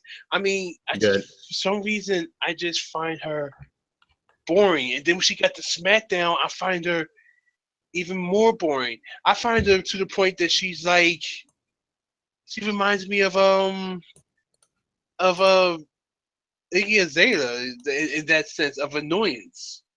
Well, I mean, she is with James Ellsworth too, so it doesn't help matters. Yeah, that too. Like that 15 minutes of fame went down. Okay, we all cheered for the man. Now it's just like, you still here? It ran its course. I know. Sadly, it ran its course. I'm one to blame. I was all for James Ellsworth when he first came, just as a jobber. And then like he 1 or 2 times on SmackDown, I was all for it.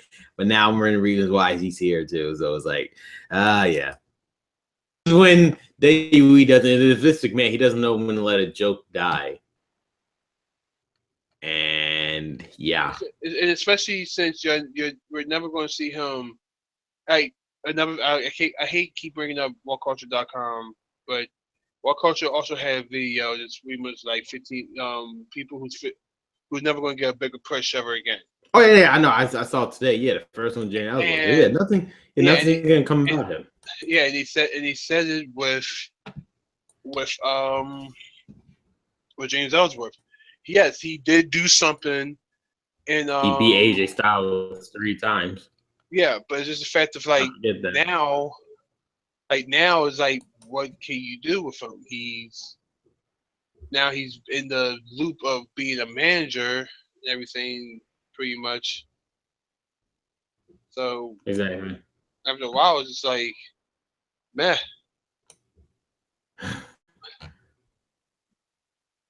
I mean, it's sad. I mean, again, the joke died. He should have been left. Carmella. I feel like Carmella.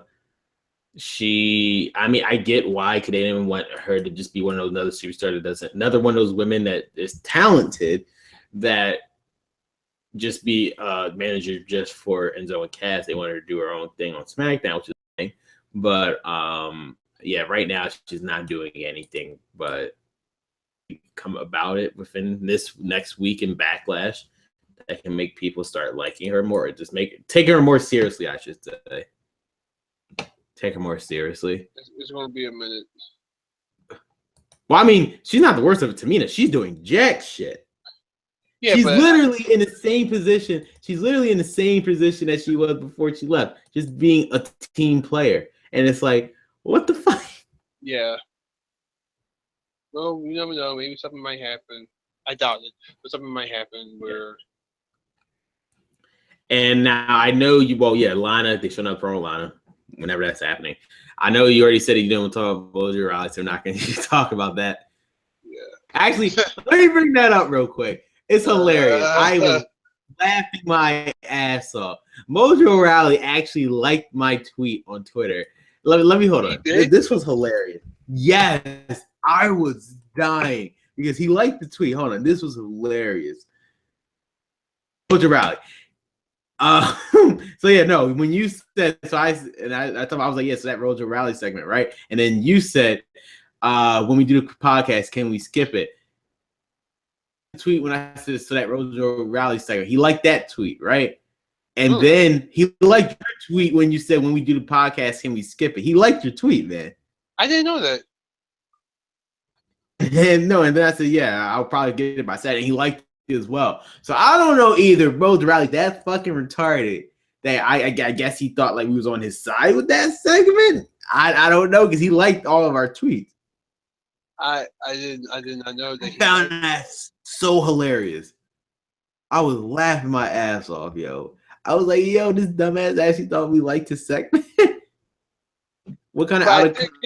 I did clearly say, can we skip it? Because I don't want to talk about that. That and was stupid. It was. I just find it hilarious, but yeah, I don't mention we're gonna have of that. And the thing is, I got the distinct feeling that they might try to put Mojo in the Zack Ryder sense, and it's sad because with those two tagging, but remember how Zack Ryder first started? He was pretty much like not when he first started. Because when he first started, he was with Edge. But I'm talking about when he was pretty much solo, and he was the woo woo kid, and everything like that. He has his YouTube channel, and he was like that. He was always that little engine that could kind of rustle. And then we saying shit Mojo Rawley. The difference is nobody likes Mojo Rawley. Yeah, that's what I'm saying. Like, I feel like that's what they're trying to do with Mojo, and it's not working because no one cares. Exactly. Nobody gives a shit. It's like, I can see maybe Zack Ryder turning heel on him. Otherwise, whenever he comes back, otherwise I can't. Just so they can get Mojo Rawley over, but otherwise. But hey, I mean, you got Mojo Rawley. I mean, you got a heel Zack Ryder, so he'd just be the douchebag, jock dude versus the good jock dude. That's all I'm Exactly. saying. I mean, yeah. I just hopefully, um,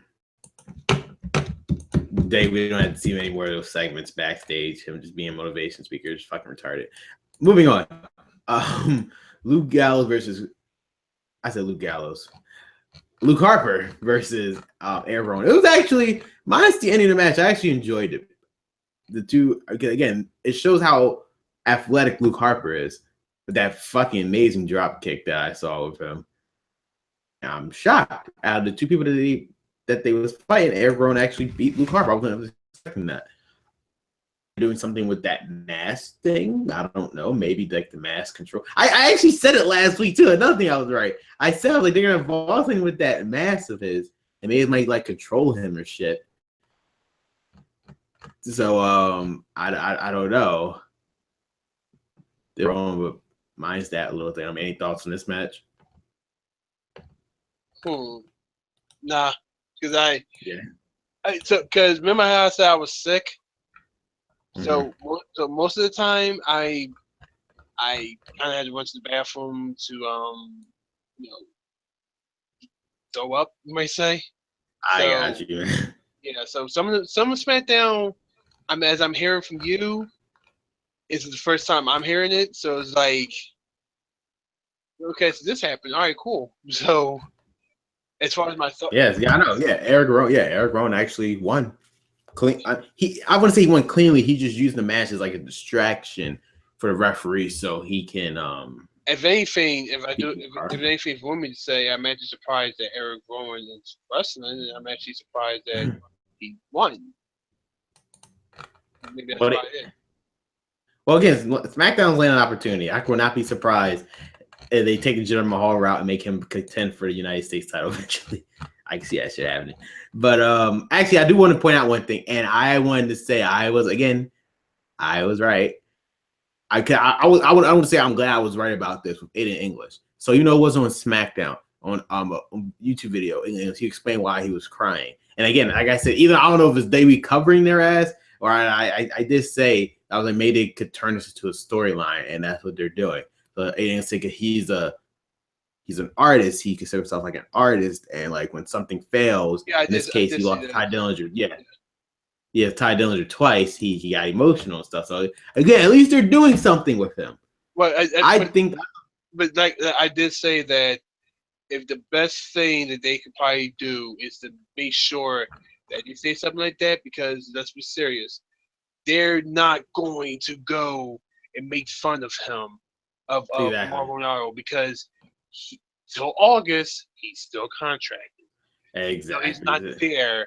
He's still contracted. And if any word had got out that he was being teased and made fun of that, and not even that. I won't even say even before August. If it happens at any time, they would get sued so fast. Okay? Okay, exactly. And they don't want that. Okay? WWE.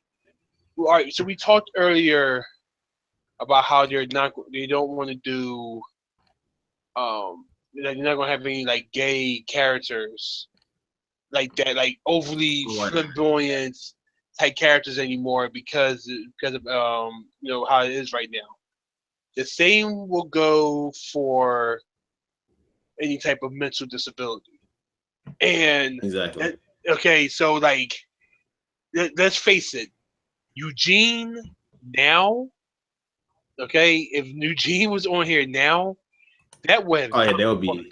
Yeah, like Eugene back then. Yeah, sure. Oh, okay. There's a guy playing that he's mentally disabled who just happens to know how to wrestle. Yeah. If they try that now, hell no. Okay, so many complaints. I actually think that was the reason why he they actually like stopped the character with him so much, because he people were starting to say something about it. I think that's what I think. Yeah, because I guess that's why it happened before. But yeah, they're not going to do anything like that with him. They're making this a thing as if, yes, I am an artist. I get emotional when stuff like that happens. I would rather them doing that than do some. Oh, let's just make fun of Ronaldo with his mental problems because, like I said, if they would do anything like that, they, that would be a problem. They would, yeah, they would get their ass sued and whatnot. So, especially with all the contracts, and especially with all the contracts they have with like, oh, Special Olympics that they're doing, anything like that. Hell no. Yeah, be a star and not fuck them over Which is so actually, bad. and, when you think about it, it's actually kind of the irony of this thing. You have all these programs you're a part of, but yet you still have the one guy who's known for bullying and everything, and how long you kept Hugh Morris, I can't think of his real name, how long you kept Hugh Morris and all the things that came out about him and how he used to bully people and everything. So, double standards. It is. No, it really is. I mean, hopefully they can spin this around so people can forget about potentially going to do Mauro Ronaldo and making fun of him and also good out of him. Also, if you saw the things, and some of the video of people coming from Smackdown as soon as JBL came out, and the thing, I know. And apparently JBL is that big now, because I don't know if you ever been to any of the real of the actual WWE events, like they're not taped, like even the tapings or live events or whatever. But if you ever been to any of that stuff, and you would know that when the announcers come out, they usually come out separately. I know. Okay? Apparently now, like you would think Corey Graves would come out to an NXT theme. No, apparently they all come out to JBL. I did see that. I did see a video of that. All three of them coming out together. But now they was booing him and saying fire. Well, of course, they've been booing him. They've been doing it. Yeah, fire. Because he shouldn't be a player after what he did. Pretty much, it went on to the UK. No, from where the UK was saying fire JBL. Oh yeah, of course. The UK was going to tear him a new asshole. Yeah, they were. I mean, again, JBL. And then did you see the Bring It to the I didn't see the Bring It to the Table podcast, but the openings I saw the commercial for it. They kind of poke fun of it, but I'll talk about it after the show. About Marnell. They actually did kind of poke fun about it. That's about how controversy. Like how he was in a Corey Graves saying how he was in a controversy. He had a controversial week this week. So was the other guy, and JBL said I was golfing this week. They was take. If you look at it, it was a clear reference to Ronaldo. Yeah, but it's that was on Davey Network. It's a shame. It's a shame how JBL is taking it, but it's whatever. And I actually give more of the props to Ronaldo because he's handling it. He's handling it well. And he put it behind him. He pretty much put it behind him. He's doing other stuff that he likes doing, and he's happy. So good for him. I mean, I really do. Again, it's so bad because he's such a good commentator in a long time, and it's just sad it would happen to him. But what can you do? To probably the main segment of this show for SmackDown was Dolph Ziggler confronting Shinsuke Nakamura. Was saying how this guy has yet to even prove himself. He hasn't wrestled a match. Despite the fact that he and then Dolph said get edited out anyway, and then you get edited out. So this would be edited. No, it won't. I guess Dolph realized he made a mistake when he said that. He should have said he has yet to wrestle on SmackDown. That's what he should have said. He should have said WWE. Yeah. And so then Shinsuke came out and he said, I'm just ready to fight you. And it looked like he was about to fight, but that didn't happen. He said, we'll wait each other backlash. And Dolph Ziggler with cheap shot at Shinsuke Nakamura by throwing his shirt down with Nakamura. He actually was showing some of his moves by doing his strong style stuff, by hitting him like really hard with his knees. Ziggler was able to leave, and that pretty much confirms the match at Backlash, which was Shinsuke Nakamura's main debut on the main roster when he faces Dolph Ziggler. Quick thoughts on? A lot of people like to complain of the fact of why does Shinsuke Nakamura talk with his mouthpiece in? Yeah, my brother was saying the same thing too. My brother was saying the same Being thing. to the fact of he's already speaking in somewhat of a broken English, but it's making more it makes it more hard for him to talk with the mouthpiece in. And you have to understand this. The past couple of weeks, they've been having him like Dolph Ziggler attack Shinsuke Nakamura and put him up to a thing from where we're going to fight for something or whatever. Shinsuke Nakamura is the type of wrestler who comes prepared. Number one, he had his teeth knocked out before. He had exactly fresh new teeth. Because of this, now he wrestles with a mouthpiece on. Okay, exactly. That's just something that he has. That's something that he wants to do now. Yes, he does have to talk and everything. He's trying to talk as clearly as he can, even with the mouthpiece on.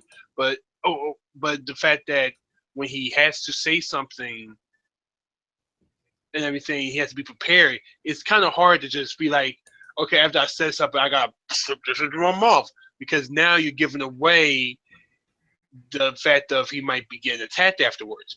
He doesn't want to risk the fact of something happening. That's for I get my teeth knocked out again. So I was pretty much just exactly. I pretty much just going to have to say, deal with it. That's pretty much what he wants to do. That's how he feels safe, and there's nothing pretty much you can do about it. I don't see an issue with him. I never understood the issue with it. I never seen an issue with it. Yeah, people find ways to find issues about everything. Yeah, it is weird. Moving on to, again, first the New Day. They showed up with the New Day. They're coming soon. We're just waiting for Kofi Kingston to get healed up.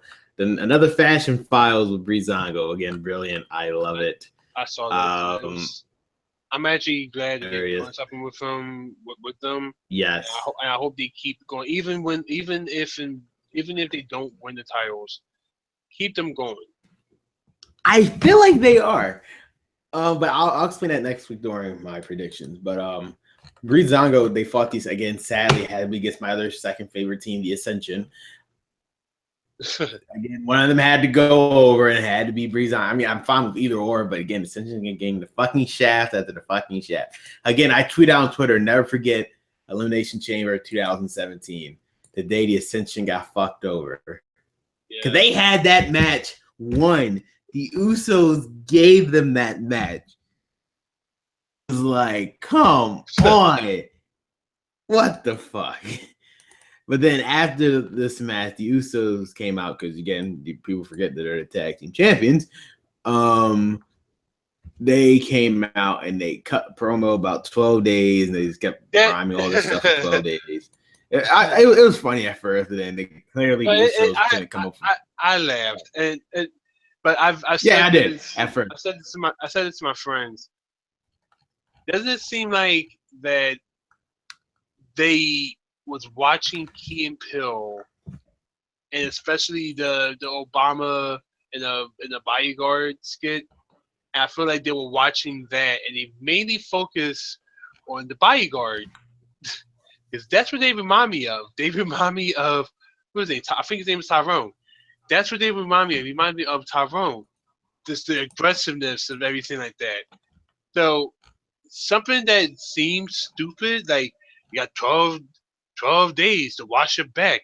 You got 12 days to shave his back. And exactly. then just do whatever. It was actually, to me, I actually laughed. And it was actually good. And the crowd ate the fuck up. It was good. It was really, really good. And again, we all know it's leading up to the Usos versus Breezango for SmackDown Tag Team title. This card, it's a bunch. Like, again, Backlash is shaping up to be, in terms of match quality, very, very good show. Despite our first thoughts with it, like, this is really turning out to be, like, in terms of match quality, some very good matches. can produce out of this, because it is something different. It's one of the first pay-per-views that it's like it feels like it's something fresh, especially with the main event, which is Braun versus Jinder Mahal. We never would have seen that in a main event at a pay-per-view. So yeah, and different. And we look forward to see how good Backlash is. But the main event, before we get on the main event, Rusev made a video on Twitter, and he said that Shane McMahon yet to give him an answer whether or not he give him his match at Money in the Bank. So he's going to come to SmackDown next week, which makes sense because it's right before Backlash, and it's we need the condom with it for afterwards, and we'll find out what happened with Rusev. If he does, that's actually very good because again, Rusev actually made him being a show. That's good. Gives them something. It also does shows the fact that it also shows the fact that Wichicom is actually he's actually back. You know, like his healing time I think is up. Yep. He's back. I don't think he's going to be wrestling until Money in the Bank. Yeah, he probably won't until Money in the Bank. But he's gonna make his presence known. Or probably beforehand. Like he probably start wrestling like after Backlash. Mm. I'll give it to that point. After Backlash, he might start wrestling again. Probably we'll find out. But the 6-man tag, we had Jinder Mahal, Kevin Owens, Baron Corbin versus Randy Orton, AJ Styles, and Sami Zayn. Again, they always use Sami Zayn as pretty much he's probably the best seller after Dolph Ziggler. It took him forever to get that tag with Styles and Orton. Like he was just getting his ass handed to him with all three of them. And eventually they got typical tag team match, especially 6 men. They all hit their finishing moves on everybody. But in shocking turn of events, Jinder Mahal actually pinned Randy Orton. 1, 2, 3. Yeah. Even though with the help of the Singh brothers again, distracting. Randy Orton, he was able to hit it. And he actually pinned the WWE champion. That was something else. Again, you have to I feel like the Singh brothers gonna be a factor into Backlash. Whether or not he's gonna win, the best bet is probably this week. Potentially, is have a match against like this. Randy Orton could fight the Singh brothers in 2-on-1 handicap match. If he wins, they're banned from ringside. They're probably gonna do something. They could do something like that. That's they could do something like that. Otherwise, again, they could actually pull the fucking trigger and make Jinder Mahal become the WWE champion. If they do that, it will be interesting.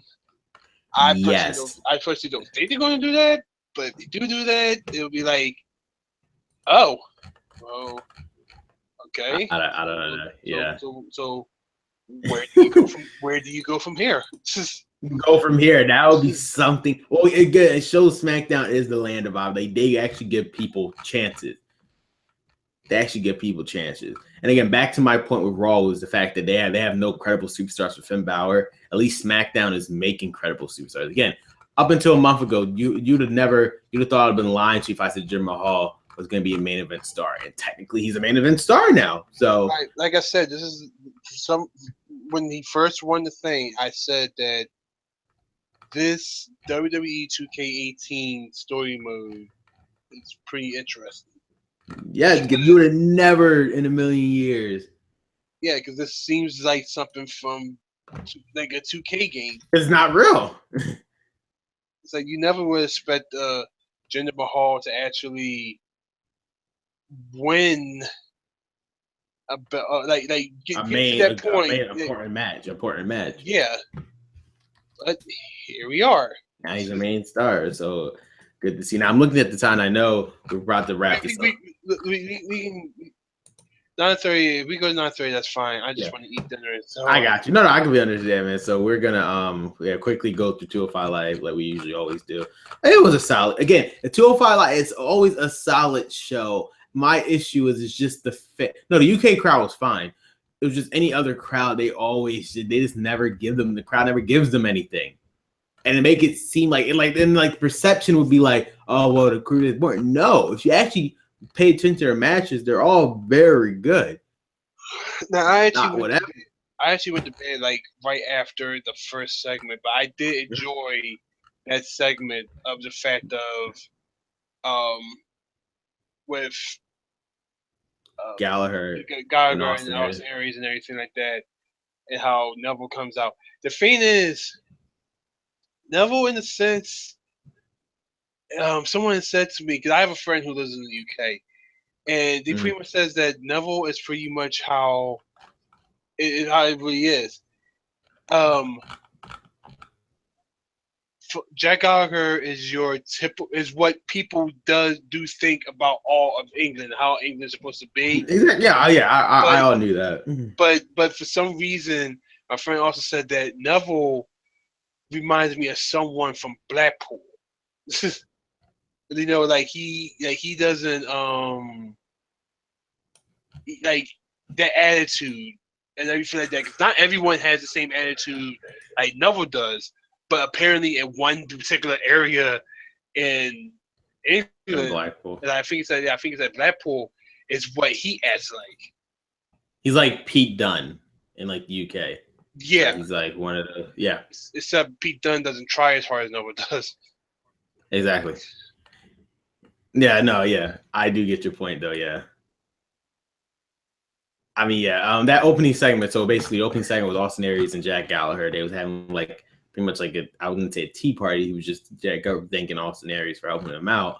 And then Neville came out. He was just like belittling Gallagher and Neville. And Aries told him to come on and attack him. And Austin Neville said like, no, this will be your last night here because TJP attacked him from behind. And Neville started to attack Aries and Gallagher, but then they eventually got the upper hand again, and they did a toast with each other. And again, so I'm starting to think maybe Jack Gallagher might get involved into. There might be a fatal four-way. I mean, why not? You have these are pretty much your four top stars for the cruiserweight division right now. Why not use all four of them in a fatal four-way? Could potentially lead into something. And yeah, so that was that opening segment. Moving on to Avari Dawari versus Tony Nese. And again, Tony Nese, he is something else. Again, he doesn't to this day. I still don't fucking think he's a cruiserweight. His like physique does not deem as a cruiserweight, but hell, I'm pretty sure somewhere. You know, Vince has a picture of him cranking it. No, it's like that Wolverine. You ever seen that Wolverine meme? Yeah. It's well, I actually with that, I feel like they might have replaced that picture with Rick Rude's son. There was the rumor, not to go too far off, but there was a rumor that ever since the Hall of Fame, he's been trying to get Rick Rude's son to actually like train, and he keeps not taking the thing because it's like, no, I kind of have a life outside of wrestling, and I also wrestling kind of killed my father. I don't want to go down that term, you know. Exactly. Yeah. No, I completely understand. I would completely understand that either. Yeah, but I'm a basic man, like it's all I have like, family. I know. It's like, are you sure you don't want to do something? Can I at least see you shirtless?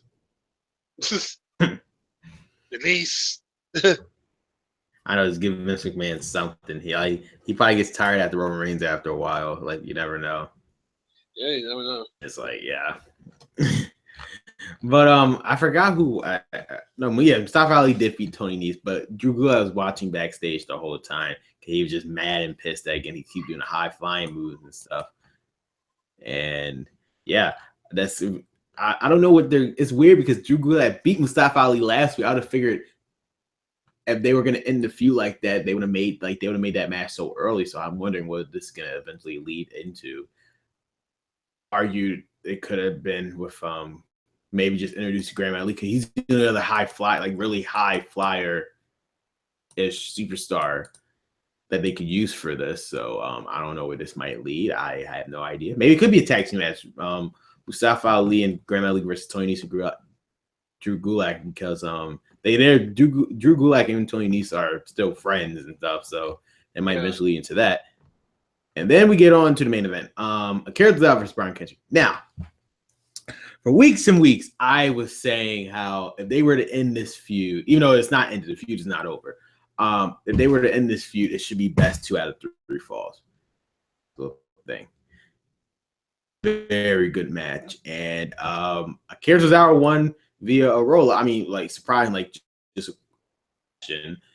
And Brian Kendrick was pissed, and he just beat the hell out of him at the end of the he got Mike said, I'm done with all these lessons. Now this is the final lesson, and never mess with the Brian Kendrick. So it seems like I don't know this. I don't think this is the end just yet. I would like to see something come out of this. Maybe Brian Kendrick just it's weird how it's weird because they did a complete 180. First it was Brian Kendrick giving Cares out lessons by keep screwing him over every week, and then Cares out did the reverse. So now Brian Kendrick is fed up with it. So where can this possibly lead? Oh, I don't even know. The issue with the cruiserweights is like they put themselves into a situation. I should point out anything. Rich Swann, he was walking backstage, and Noam Dar came out. I mean, he came up to him. He was saying, "Yeah, you try to break up me and Alicia Fox, and that ain't working." Right? Rich Swann was like, "Hey, man, I don't care. Just whatever." Noam Dar grabbed him like, "No, this is not over yet." And so clearly, I was wrong. We're still getting Noam Dar and Rich Swann feud, which is again why. Maybe no. So I'm curious. What can maybe this is eventually going to lead to Cedric Alexander because again, which brings to my main point. They aired a promo pack with Cedric Alexander saying he's returning, right? Mm-hmm. My issue with this, and I don't care, it's not even with Cedric Alexander. My point is that they're not utilizing the cruiserweights that they have. When Tajiri got injured, that was a perfect opportunity to add a new cruiserweight to the fold that they weren't using. I don't know if you remember, Holo Loon is part of the cruiserweight division. Yeah. He is yet to even step foot in the freaking on 205 Live. Well, no, at the same time, I'll explain to you why. They're actually not repackaging him, but he's at development. Because I do remember seeing him. I know, I know. He was on NXT, I know. Yeah, but it's like, my point is. So, I feel like they're going to use him. They're going to use him in 205 Live. It's probably, all right, it's pretty much the same as that thing with Grandmaster League. The one thing about the Performance Center, not only do they help you with your wrestling and training and everything like that, but they also do promos. And in a sense, it's also a learning thing, like where they actually probably teach you how to speak English if you need help. English and stuff. So that's the case. Yeah, that's the case. Then. So like they're teaching. So they teach. So not only are they helping with the whole learning a little bit of English, they're also trying to teach them how to wrestle the WWE brand instead of wrestling. Whatever style he had. Yeah, whatever style he had. So Holden will probably get his time when he gets a chance. But for right now, he just has to go with the flow and pass a couple of English classes. Which is sad that they have to do it like that, but they want everybody to at least speak some type of English. Before. I mean, bullshit. Greg Khali didn't teaching, and he was world champion. It's like get the fuck out. Point, but yeah, it's like get the fuck out my face. Point, but at the same time, this is probably all before the Performance Center happened, and I'm pretty sure. I know. I'm pretty sure the Great Khali was still around. He would have been the first guy at the Performance Center. Oh no, his ass would have been there every fucking week. Yeah. Every fucking day, like fuck that. And yeah, that was pretty much 205 Live. Again, solid show. Some of these feuds that I don't know where these feuds are going though. It's a clear picture with the main feud with Neville and Austin Aries. It might turn to a fatal 4-way. In terms of Mustafa Ali and Drew Gulak, again, maybe you could add Grim at least to the mission to be high flyers versus the ground-based people. It could Akira Tozawa and Brian Kendrick. I don't know where that goes from there. And Noam Dar and Rich Swann, that can where Akira Tozawa is going, because backstage, Vari Daivari did have an altercation with him because he was trying to shine his shoes and whatnot. And Akira Tozawa got in his way. Where his next plan is going for Akira Tozawa at least. of responding to him Dar again. It's his lead up Cedric Alexander. I don't know if Cedric Alexander is going to turn heel or not. I don't know what they can do with that. It don't really see depends. The motivation that he has right now. I don't see him turning Would be against him. Yeah, may I don't know. You know they sometimes do complete 180 on their plan. Yeah, but the motivation that they have on him now, I don't see him turning heel just yet. If he's going to go heel, they're going to wait a little bit. Probably. And then we move on to NXT. I know you probably didn't watch it. Actually, I did. I did watch it this time because cool.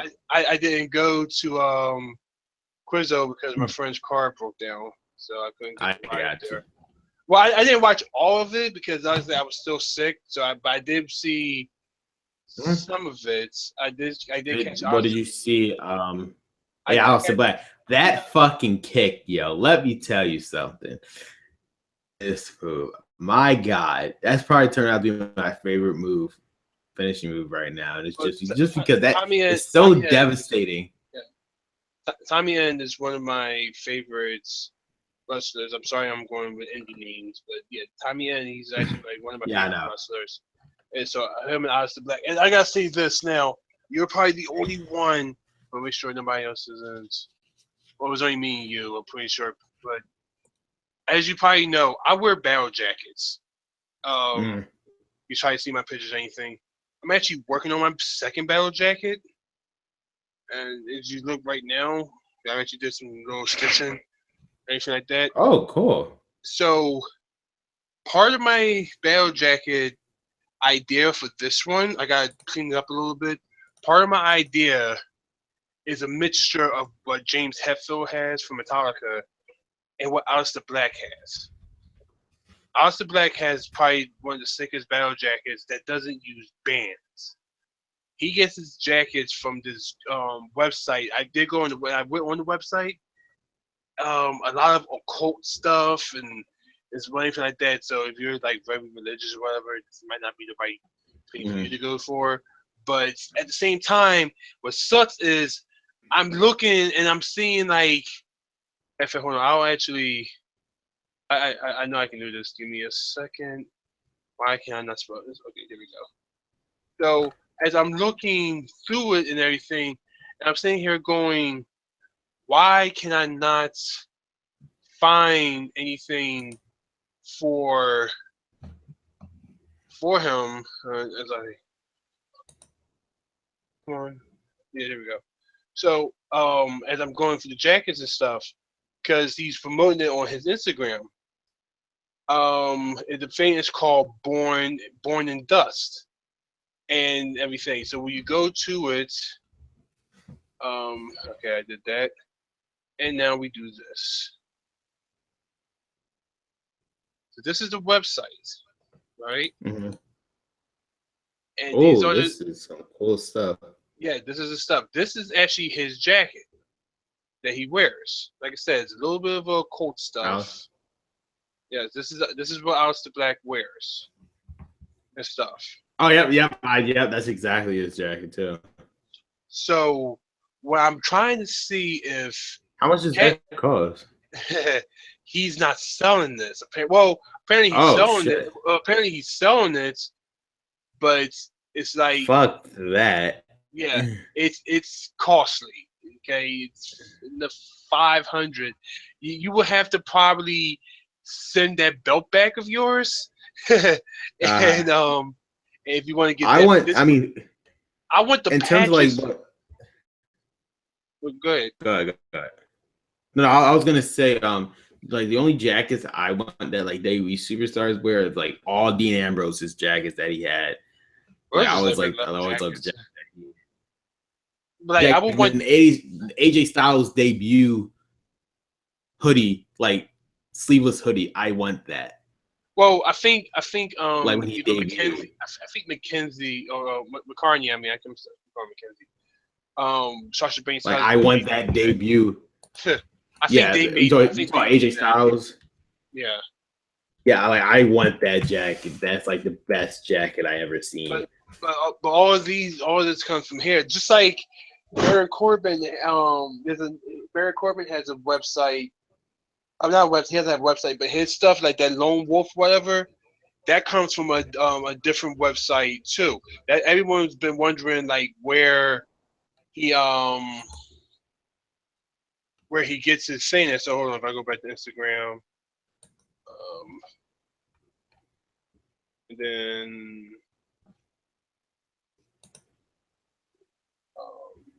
I didn't find Baron Corbin. So if I go to Baron Corbin, and then you scroll down and you do this and this and this. This is where Baron Corbin gets his stuff from. Interesting. And it's they that actually, lone wolf shirt, right? Yeah, that lone wolf shirt. the lone wolf shirt and everything actually comes from this. Like I said, I'm glad that you found this stuff, man. I was trying to figure out. Yeah, a lot of people always ask like, well, how come I can't find this on WWE.com and anything? Because some of them don't really have a WWE.com type thing, and it actually this sucks. If you do want to try to buy it, it's sold out. So, yeah, so they call this the end of days, and the end of days shirt, which is collaboration with Craft Cult, and anything, of course, is sold out, even in apparently all sizes. I didn't know they had three yet. Oh, it actually came with a back patch.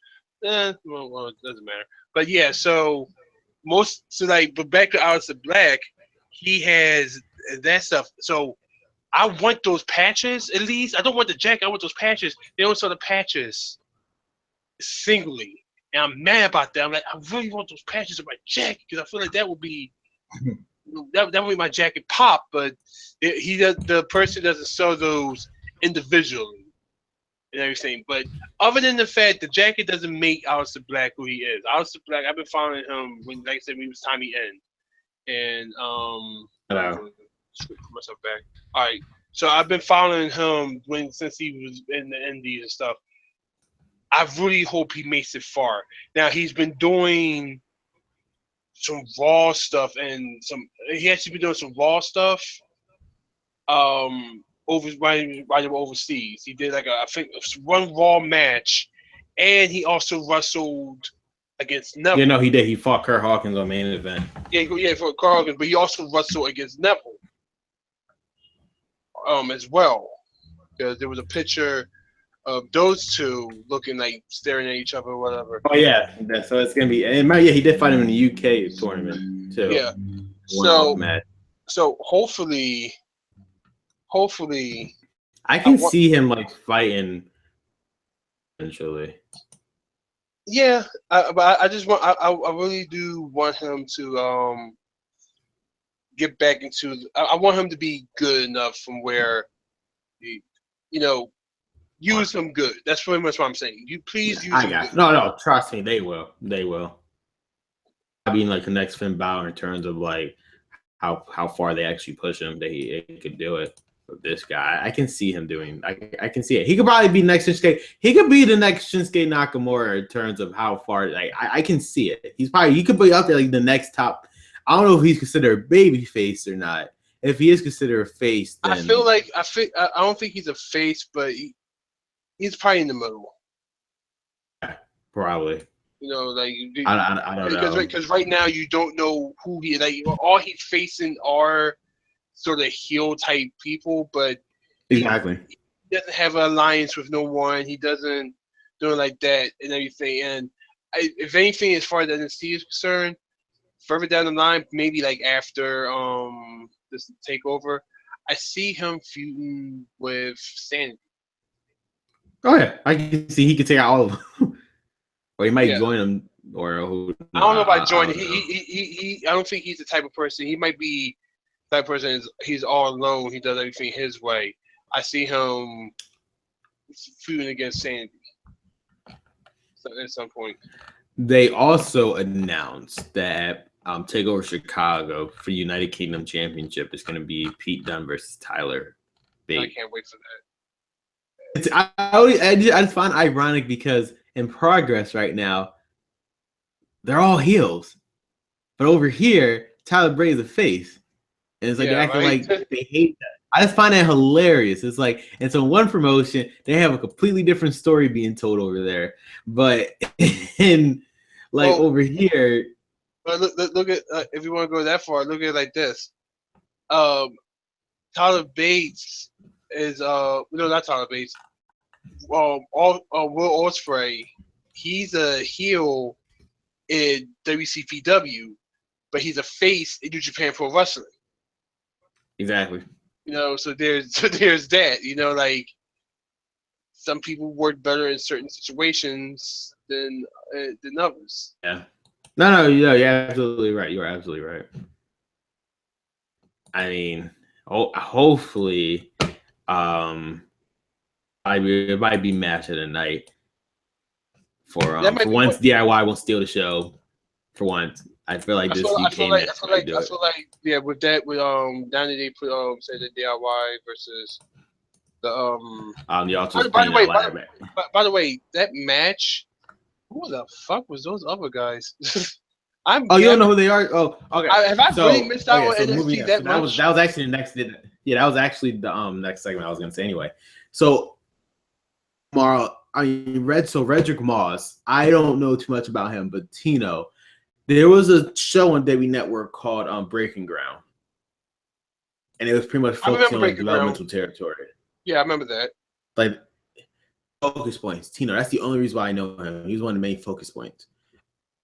One of the main superstars that they focused on the most. Tino, saying he's pretty much a football super. He's part of the football, one of the football teams, and he came to WWE and developmental now. That's what he's currently doing. That's the only reason why I know him. The reason why the crowd was cheering for him because he's from Florida, so. Oh, okay. Otherwise, you probably know who the hell they were. But yeah, no, Tino, yeah. I'm not saying he's important, but he was one of the main focus points on Breaking Ground itself. So I can understand why they're trying to do something with him because he was one of the main focus points. So yeah, they fought them into a tag team match. It was good. It was good. Payne came out. Well, William Regal came out. He was saying how they do deserve a fair one-on-one match. Payne came out. Paul Evans said that they will just destroy them. Now it will be a ladder match. It should be very interesting to see. I mean, you would think the advantage would be with DIY, but somehow I don't know what's going to happen.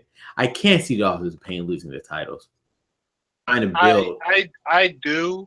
I think that this is because I'm not saying DIY is going to come up anytime soon. They're not coming up now. I feel like they still right now they need someone. They need titles. They need the titles because I feel like they need somebody to with the revival going, everything like that. Authors of Pain, they're going to get theirs. They might be coming up sometime. But I feel like DIY is going to be there for a little bit, being to the fact of popularity and everything, and not also meant that, but like since the revival is not there, you take away DIY, who you got left? Other than the Authors of Pain, you got tons of Tons of Fun. Is that the thing? Wow, no, Heavy Machinery. Heavy Machinery. It's like Tons of Fun, and that other team that I just shows how much I've been watching NXT. No, it's Tino and Redrick Moss as a team. Yeah. Heavy Machinery. You have the Allery brothers. They're like the two twins and whatever. They're nobodies. Basically, the main teams are the Authors of Pain, the Tino and Redrick Moss, Heavy Machinery, DIY, and unless you consider Sanity as in terms of Alexander Wolf and Killian Daniels are all pretty much the main teams. Yeah, but pretty much what I'm saying is like they are. I feel like that. I know I don't want to talk predictions right now, but I feel like that this is going to be DIY's thing. I feel like they're going to win this that takeover because if they lose there, then there's no one left. There's nothing left for them to do. Yeah, so I feel like that they're going to probably win this. We will have to see. I mean, we'll give our predictions next week. But the main event itself, which was Hideo Itami versus Roderick Strong. Whoever won will become number one contender for Bobby Roode for the NXT title to take over Chicago. What a fucking match this was. Holy shit. Yeah, I did. I love this match. Yeah, Roderick Strong, those fucking backbreakers, yo. I thought he did. At one point, I forgot which move it was. He did the well, he did something, and then Hideo Itami looked like he. I think no, Hideo Itami he sold it perfectly. I legit thought like he broke his back.